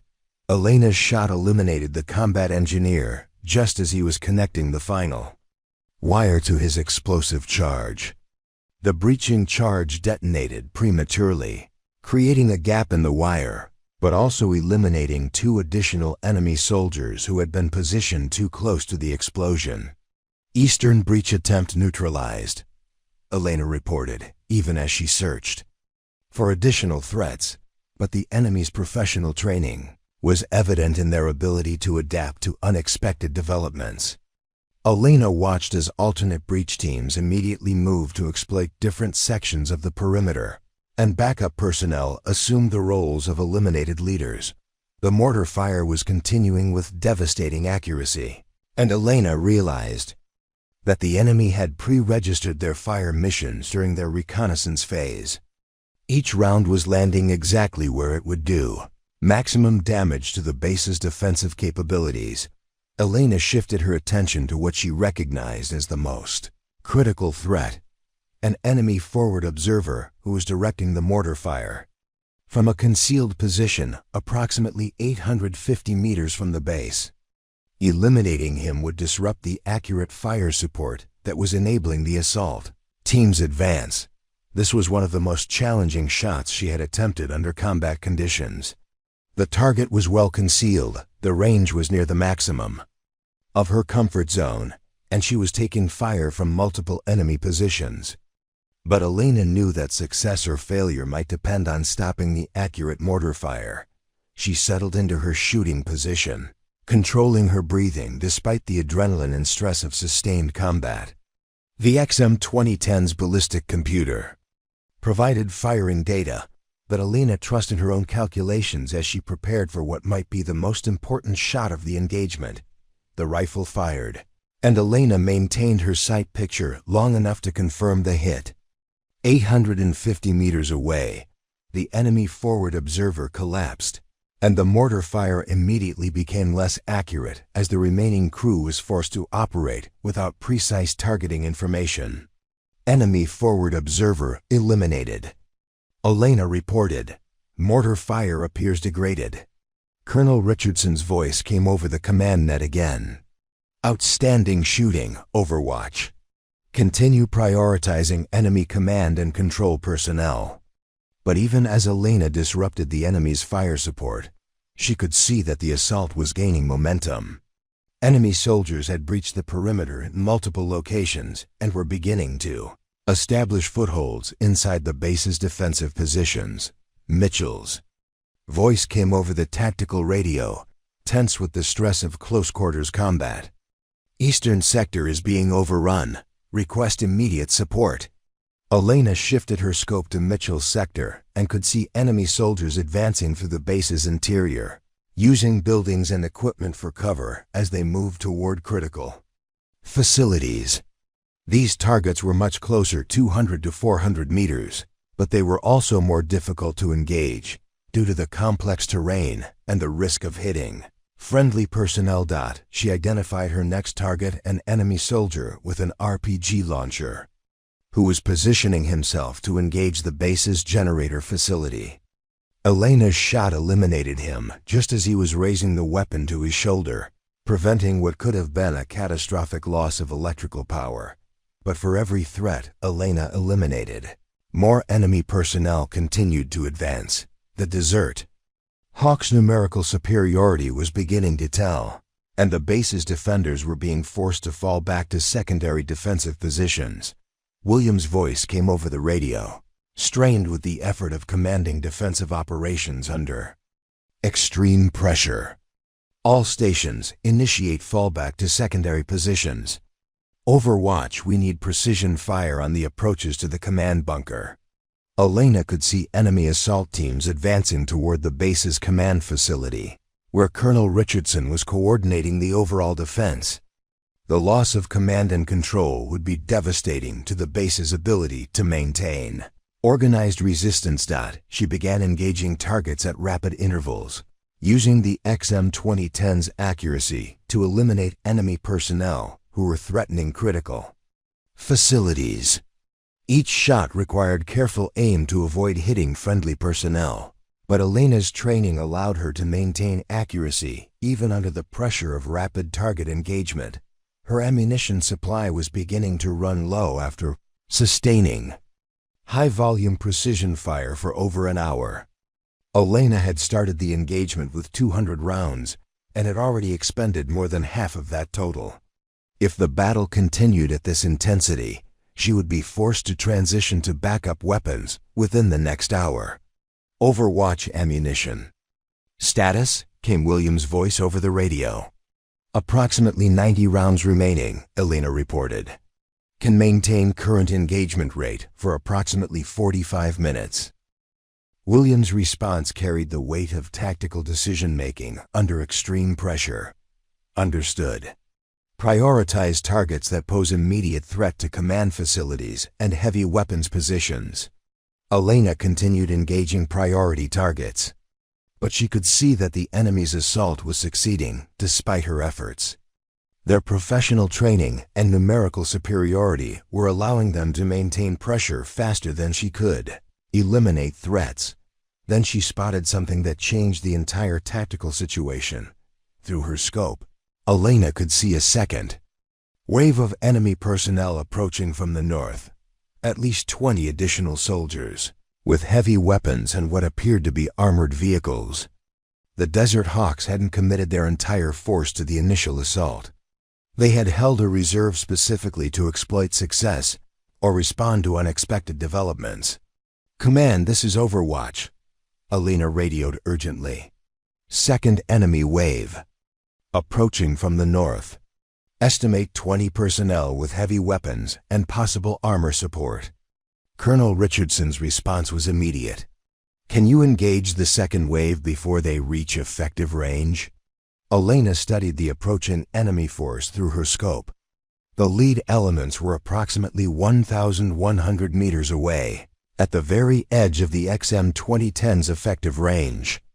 She could probably eliminate some of the personnel, but stopping an entire assault force at that range would be impossible. "Negative, Command. Second wave is too large and too distant for effective interdiction by precision fire." Elena realized that Forward Operating Base Wolverine was about to be overwhelmed by a coordinated assault that had been planned and executed with professional military precision.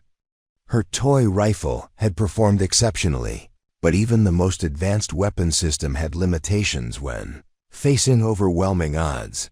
The Desert Hawks were about to achieve their objective of overrunning a coalition forward operating base.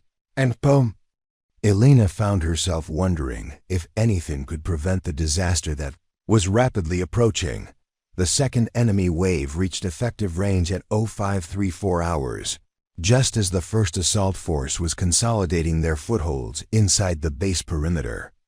Elena watched through her scope as professionally coordinated teams began setting up heavy weapons positions that would make any counterattack suicidal.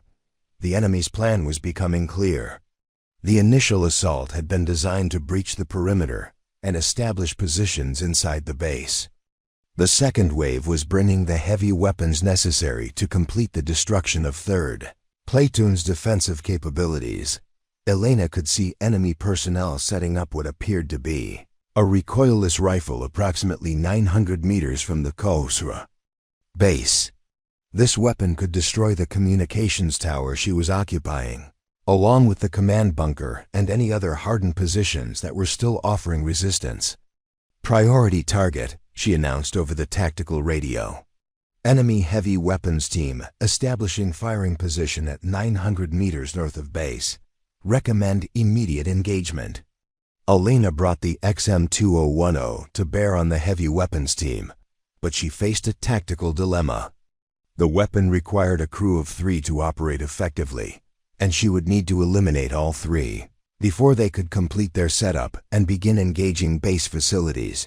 She selected the crew chief first, the soldier who was directing the weapon's positioning and would be responsible for fire control. At 900 meters, the shot required maximum precision, and Elena took extra time to ensure her calculations were perfect.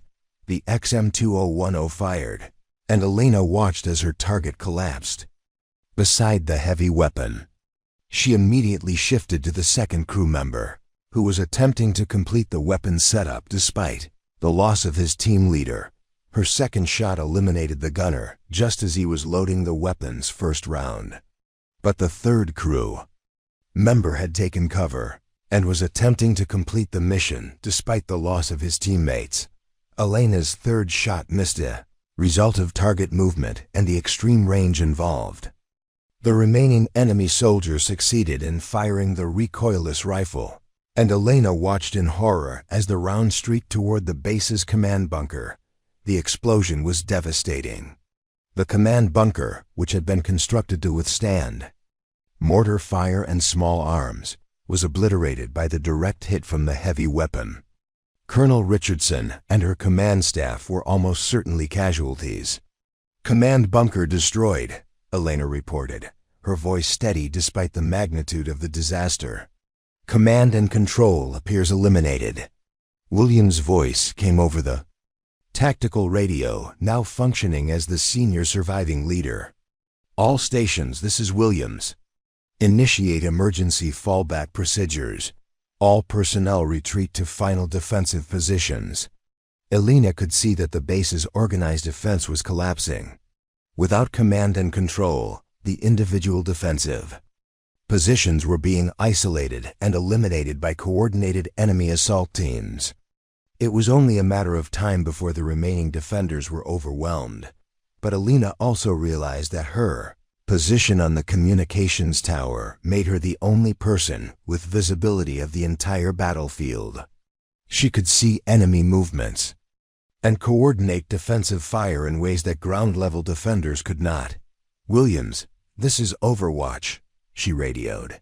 "I have visibility of the entire enemy force from this position. Recommend I assume coordination of remaining defensive fire." Williams' response was immediate. "Roger, Overwatch. You have tactical command of precision fire coordination." Elena began directing the remaining defensive fire with the systematic approach that her training had emphasized. She could see enemy weak points and opportunities that weren't visible to defenders at ground level, and her advanced optics allowed her to identify priority targets across the entire battlefield. "Eastern sector, enemy assault team approaching your position from the north. Range approximately 300 meters behind the fuel storage area." She watched as the defenders in the eastern sector adjusted their fire, eliminating the enemy team before it could outflank their position. "Western sector, enemy heavy weapons team setting up firing position at 400 meters southwest of your location. Prioritize immediate engagement." Elena continued coordinating defensive fire while engaging her own targets with the XM2010, but she was facing a crisis in ammunition supply. She was down to her final 40 rounds, and the engagement showed no signs of concluding. Then she spotted movement that offered a glimmer of hope.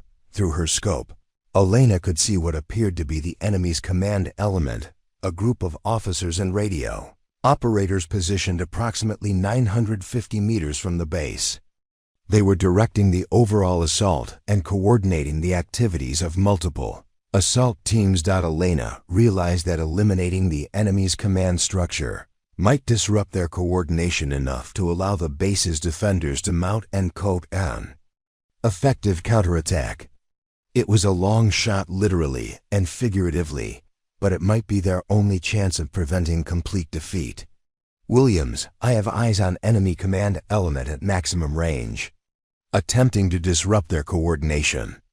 Elena studied the enemy command group through her scope, identifying the most critical targets.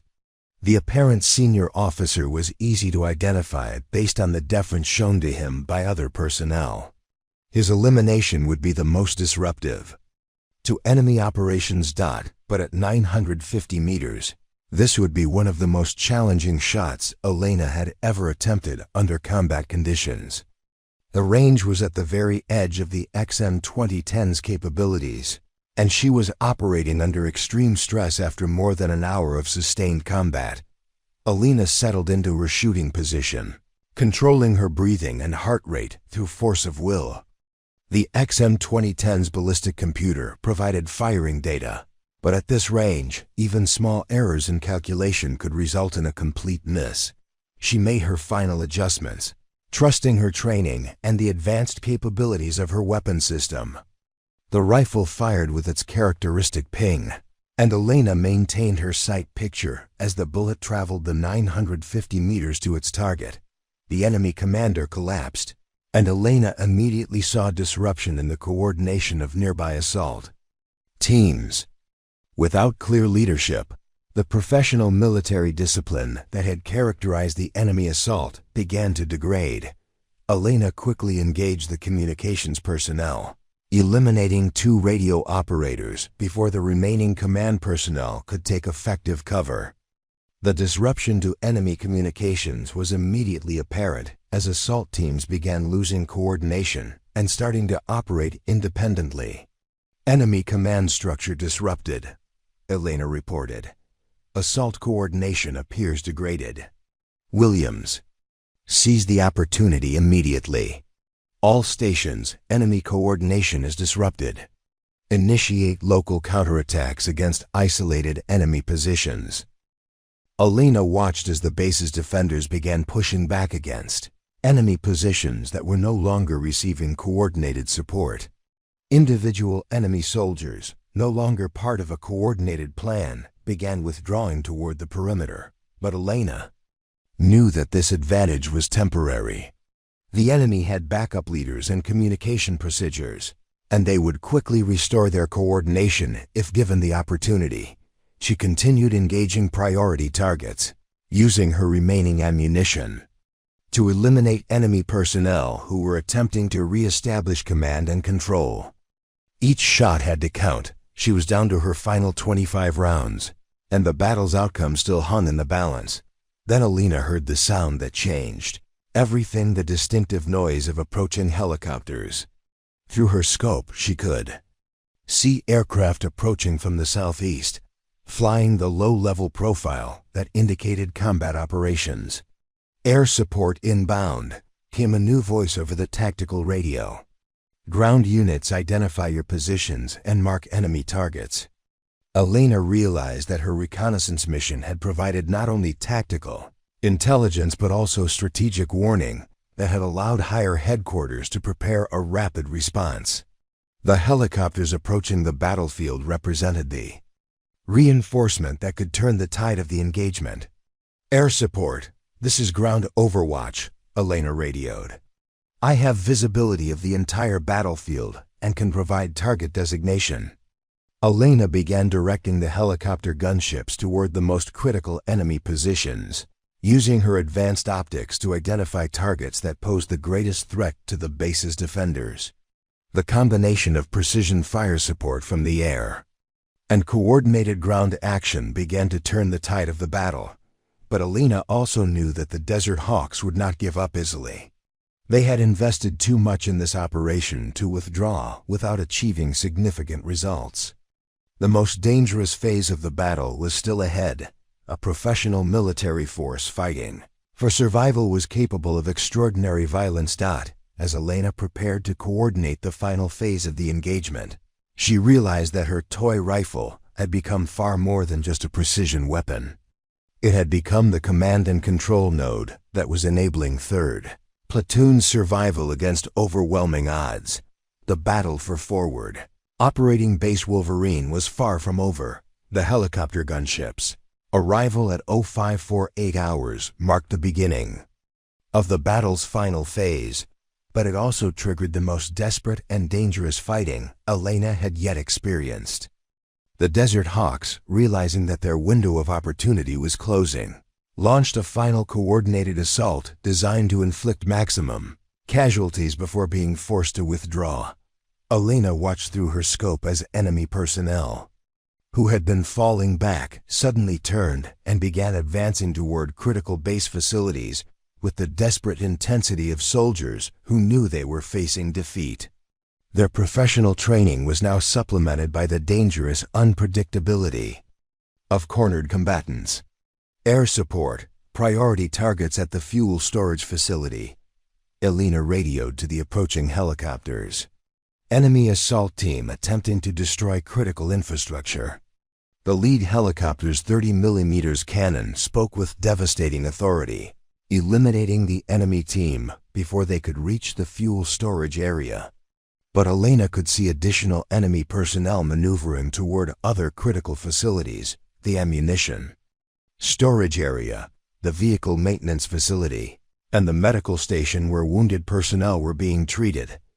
Elena was down to her final 18 rounds of ammunition, and each shot had to be perfectly placed to achieve maximum effect. She identified her next target, an enemy soldier carrying what appeared to be a satchel charge toward the ammunition storage bunker. At 420 meters, the shot was well within her capabilities, but the target was moving rapidly and using available cover effectively. Elena led him carefully, accounting for his speed and direction, and fired. The enemy soldier collapsed 30 meters from the ammunition bunker, his explosive charge detonating harmlessly in the open.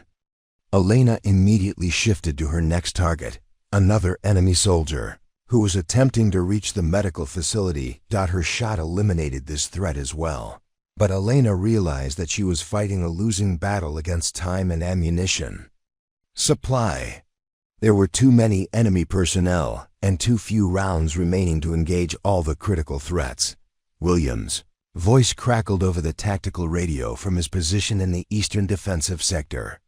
Overwatch, enemy assault team has reached the motor pool. They're attempting to destroy our vehicles with explosive charges. Elena shifted her scope to the motor pool area and could see enemy personnel moving among the base's vehicles with obvious hostile intent. These vehicles represented the base's mobility and logistics capability. Their destruction would have long-term operational consequences even if the immediate attack was repelled. But the motor pool was 650 meters from Elena's position, and she could see at least 4 enemy personnel operating in the area. With only 16 rounds remaining, she couldn't eliminate all the threats. Elena made the tactical decision to prioritize the threat that was closest to achieving its objective. One enemy soldier was already attaching an explosive charge to the base's primary fuel truck, while others were still maneuvering into position. Her shot eliminated the soldier with the explosive charge, but the device had already been armed. Elena watched helplessly as the fuel truck exploded in a massive fireball that damaged several other vehicles and sent a column of black smoke climbing into the morning sky. "Fuel truck destroyed," Elena reported, her voice tight with frustration at being unable to prevent the damage. The helicopter gunships were engaging enemy positions throughout the base perimeter, but their effectiveness was limited by the proximity of friendly personnel. In many areas, enemy and friendly forces were so close together that air support couldn't engage without risking significant friendly casualties. Elena realized that the final phase of the battle would have to be decided by ground combat at close quarters, where her precision fire capabilities would be less effective than they had been during the earlier phases of the engagement. But then she spotted a target that could change the tactical situation decisively. Through her scope, Elena could see an enemy officer who was attempting to coordinate the final assault phase from a position approximately 750 meters from the base. He was using a tactical radio to direct multiple assault teams, and his elimination would significantly disrupt the enemy's ability to coordinate their remaining forces. This would be one of Elena's most challenging shots of the entire engagement. The target was partially concealed, the range was significant, and Elena was operating on the edge of physical and mental exhaustion after nearly 2 hours of sustained combat. Elena settled into her shooting position one more time, drawing on all her training and experience to make what might be the most important shot of the battle. The XM-2010's ballistic computer provided firing data, but Elena trusted her own instincts as she prepared for the shot. The rifle fired with its familiar ping, and Elena watched through her scope as the enemy officer collapsed beside his radio. The effect on enemy coordination was immediately apparent. Assault teams throughout the base area began operating independently, losing the tactical coherence that had made them so dangerous. "Enemy field commander eliminated," Elena reported. "Assault coordination appears broken." Williams seized the opportunity to launch a coordinated counterattack, directing the base's defenders to push back against enemy positions that were no longer receiving coordinated support. The combination of ground counterattack and air support began to turn the tide decisively in favor of the defenders, but Elena's ammunition situation was becoming critical. She was down to her final 8 rounds, and enemy personnel were still operating throughout the base area. Soon she would be forced to transition to backup weapons or descend from her position to engage in close-quarters combat. Then disaster struck. Elena felt the communications tower shudder as an enemy mortar round impacted nearby, followed immediately by automatic weapons fire directed at her position. The enemy had identified her firing position and was attempting to neutralize what they correctly recognized as a critical threat to their operations. Elena immediately took cover as rifle bullets began impacting around her position. The communications tower's steel structure provided some protection, but she was effectively pinned down and unable to continue providing fire support. "Overwatch under fire," she radioed to Williams. "Position is compromised." taking effective enemy fire from multiple directions. Williams' response was immediate. "Can you relocate to alternate position?"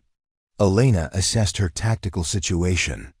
Quickly, enemy fire was coming from at least 3 different directions, and any movement from her current position would expose her to accurate rifle fire.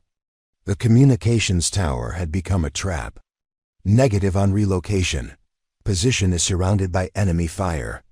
Elena realized that her role in the battle might be ending just when her precision fire capabilities were most needed.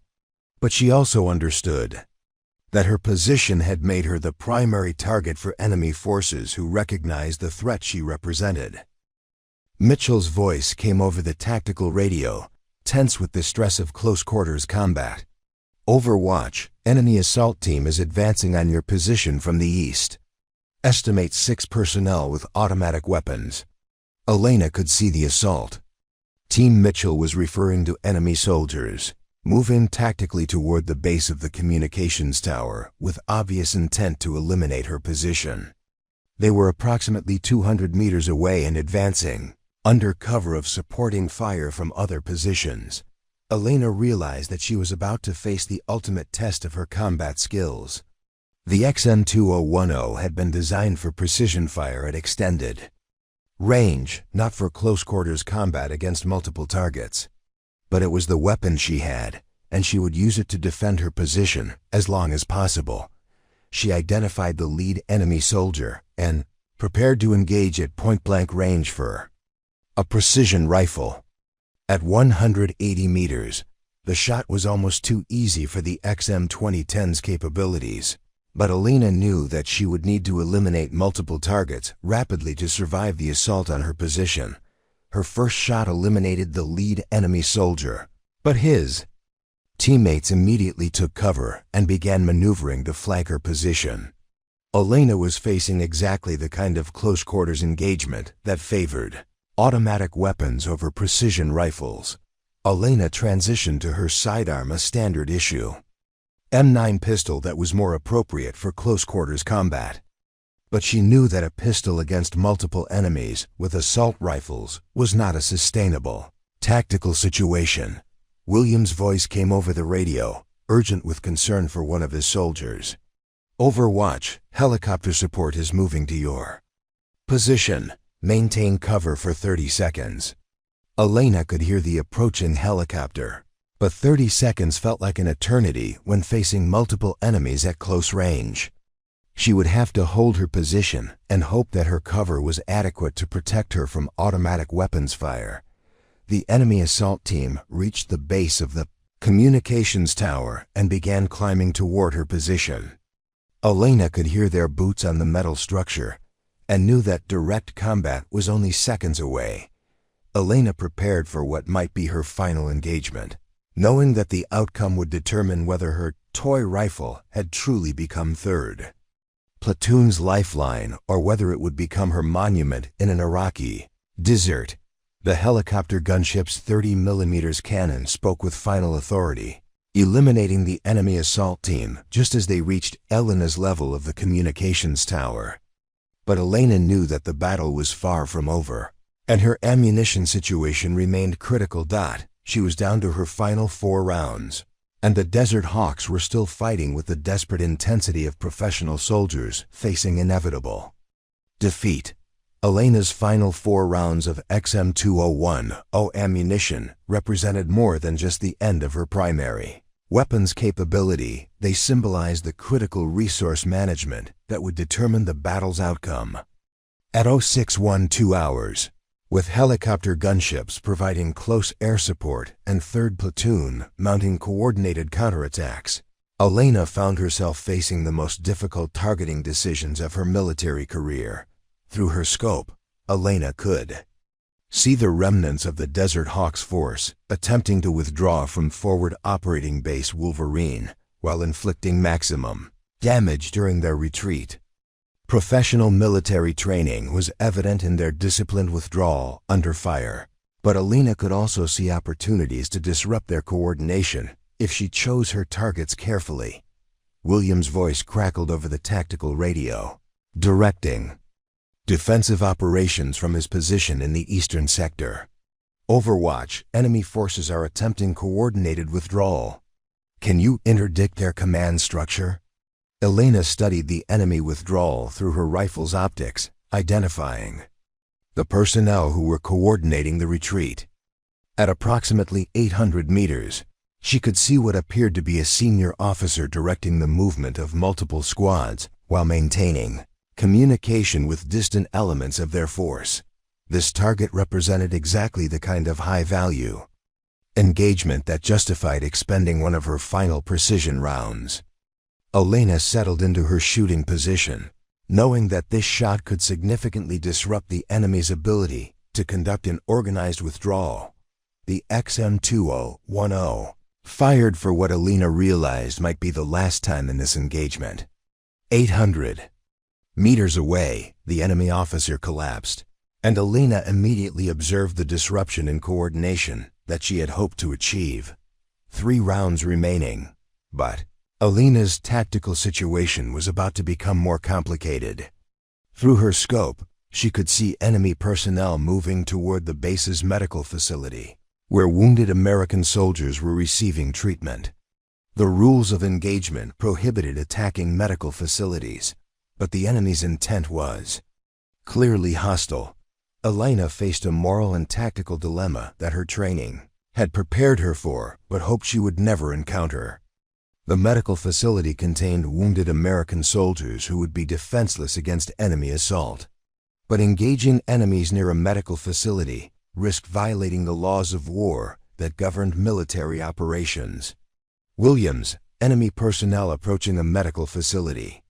Intent appears hostile, but engagement risks violating medical facility protection. Williams' response was immediate and clear. Overwatch, if enemy intent is clearly hostile toward medical personnel, you are authorized to engage in defense of wounded personnel. Elena continued observing the enemy personnel approaching the medical facility. Their movement patterns and weapons positioning made their hostile intent unmistakable. They were preparing to assault a facility filled with defenseless wounded soldiers. Elena selected her target, the enemy soldier carrying what appeared to be an explosive device toward the medical facility entrance. At 520 meters, the shot was well within her capabilities, but the proximity to the protected medical facility required absolute precision. Her second-to-last round eliminated the threat just as the enemy soldier reached the facility's perimeter. Elena immediately shifted to another target, who was raising his rifle toward the medical facility windows where wounded soldiers were visible. The XM-2010's final round spoke with its characteristic ping, and Elena watched as her last target collapsed. She had expended all 200 rounds of her primary ammunition, but the precision fire had achieved its purpose. The enemy's assault coordination was broken, their command structure was disrupted, and their ability to inflict critical damage had been severely degraded. Out of ammunition for primary weapon, Elena reported over the tactical radio, transitioning to backup systems. Elena quickly reconfigured her position, drawing her M9 sidearm and preparing for close-quarters engagement if necessary.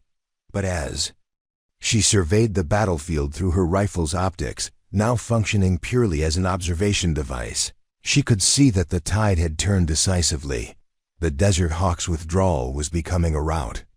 Without effective command and control, and facing sustained pressure from helicopter gunships and coordinated ground counterattacks, the professional military force that had seemed so formidable was disintegrating into scattered groups of survivors. Focused solely on escape, Williams' voice came over the tactical radio, carrying the first note of cautious optimism Elena had heard in hours. All stations, enemy forces are in full withdrawal. Maintain defensive positions but prepare for casualty. Evacuation and damage assessment. Elena remained at her position on the communications tower, using her advanced optics to monitor the enemy withdrawal and ensure that it wasn't a tactical deception designed to draw defenders out of their positions. Through her scope, she could See enemy personnel abandoning equipment and weapons as they fled toward their vehicles and escape routes. At 0634 hours, the last enemy personnel disappeared from view, leaving Forward Operating Base Wolverine scarred but victorious. Elena finally allowed herself to relax, the adrenaline of sustained combat beginning to ebb as the immediate threat ended. Colonel Richardson's voice came over the tactical radio apparently. She had survived the command bunker's destruction by being in an alternate location during the attack. All stations, this is Base Actual. Conduct immediate casualty reports and damage assessment. Outstanding performance by all personnel. Elena began climbing down from the communications tower, her legs unsteady after hours of sustained stress and concentration. The XM-2010 felt impossibly heavy as she descended, but she maintained proper weapons handling procedures, even in her exhaustion. Williams met her at the base of the tower, his face bearing the grim satisfaction of a professional soldier who had survived against overwhelming odds. Hell of a job, Vasquez. Your precision fire made the difference between tactical victory and complete disaster. Elena nodded, too exhausted for extensive conversation. The rifle performed exactly as designed. Sergeant. The question was whether I could perform at the level the situation required. Williams studied her for a moment. I think you answered that question pretty definitively. 200 rounds, extended engagement against professional military opposition. Target elimination at ranges up to 950 meters under combat stress. That's exceptional marksmanship by any standard. As Elena walked through the base, surveying the damage from the assault, she encountered other members of 3rd Platoon. Mitchell approached her near the damaged motor pool, his expression thoughtful. Vasquez, he said, I owe you an apology. I spent months making jokes about your toy rifle, questioning whether advanced technology was better than proven equipment. Elena looked at him, waiting for him to continue. Today, that rifle and your skills with it saved this base and probably all our lives. I was wrong about the technology, and I was wrong about what you could accomplish with it. Kowalski joined them, carrying his M4 and looking shaken by the intensity of the engagement. Jesus, Vasquez. I watched you eliminate targets at ranges where I couldn't even see the enemy clearly. That was like watching a master class in precision marksmanship. Elena felt a mixture of satisfaction and exhaustion. The XM-2010 had proven its capabilities under the most demanding possible conditions, but more importantly, she had demonstrated that advanced military technology, properly employed by skilled personnel, could provide decisive advantages on the modern battlefield. The final casualty reports revealed the true scope of what Elena's precision fire had accomplished. Despite facing a professional military force with numerical superiority and significant advantages in coordination and equipment, Forward Operating Base Wolverine had survived with minimal friendly casualties while inflicting devastating losses. On the attacking force, Elena's 200 rounds had accounted for 23 confirmed enemy casualties, including key leadership personnel whose elimination had disrupted the entire enemy assault plan. The XM-2010's advanced capabilities had allowed her to engage targets at ranges where conventional infantry weapons would have been ineffective, providing a force multiplication effect that had proven decisive. As the sun set over Forward Operating Base Wolverine that evening, Elena found herself cleaning and inspecting the XM-2010 with the same methodical attention to detail that had characterized her approach throughout her deployment. The rifle had performed flawlessly under conditions that had tested every aspect of its design and capabilities. Williams approached her position as she completed her maintenance routine. Vasquez, I want you to know today changed how everyone in this platoon thinks about advanced military technology. But more importantly, it demonstrated what exceptional soldiers can accomplish when they're properly equipped and trained. Elena looked up from her rifle maintenance. Sergeant, the technology is just a tool. The outcome depended on training, preparation, and the courage of every soldier who held their position under fire. Williams nodded approvingly. That's exactly the kind of perspective I expect from a professional soldier. But don't minimize what you accomplished today. Your toy rifle became our lifeline, exactly like the story that's going to be told about this engagement. Elena realized that Williams was right. The experimental weapon that had arrived at Forward Operating Base Wolverine amid skepticism and jokes had proven its worth under the most demanding possible conditions. The XM2010 had evolved from curiosity to Lifeline, demonstrating that advanced military technology could provide decisive advantages when employed by skilled professionals. But Elena also knew that technology alone had not won the battle. Success had resulted from the combination of advanced equipment, intensive training, tactical expertise, and the courage of soldiers who had held their positions against overwhelming odds. The Desert Hawks had been defeated, but Elena understood that this victory represented more than just a successful defense of a forward operating base. It demonstrated the potential of advanced military technology to provide decisive advantages in modern warfare, while confirming that the human element remained the critical factor in military success. As Elena secured her equipment for the night, she reflected on the journey that had brought her to this moment. 6 months ago, she had arrived at Forward Operating Base Wolverine as an outsider carrying experimental equipment that her fellow soldiers viewed with skepticism. Today, that same equipment and her skills in employing it had proven decisive. In the unit's survival, the mockery had ended. The toy rifle had become a legend. Creating a story of this magnitude requires months of planning, writing, and careful narration to ensure every detail is perfect and every moment keeps you engaged. This has been the equivalent of a complete novella, crafted specifically for this format. If this epic story moved you, inspired you, or simply entertained you through this incredible journey, please show your appreciation by liking this video and subscribing to our channel for more amazing long-form stories. Share this with anyone who loves compelling narratives and has the patience for truly epic storytelling. Hit that notification bell to be the first to hear our newest content. Thank you for being part of our storytelling community and for joining me on this remarkable adventure. I'll see you in the next incredible tale.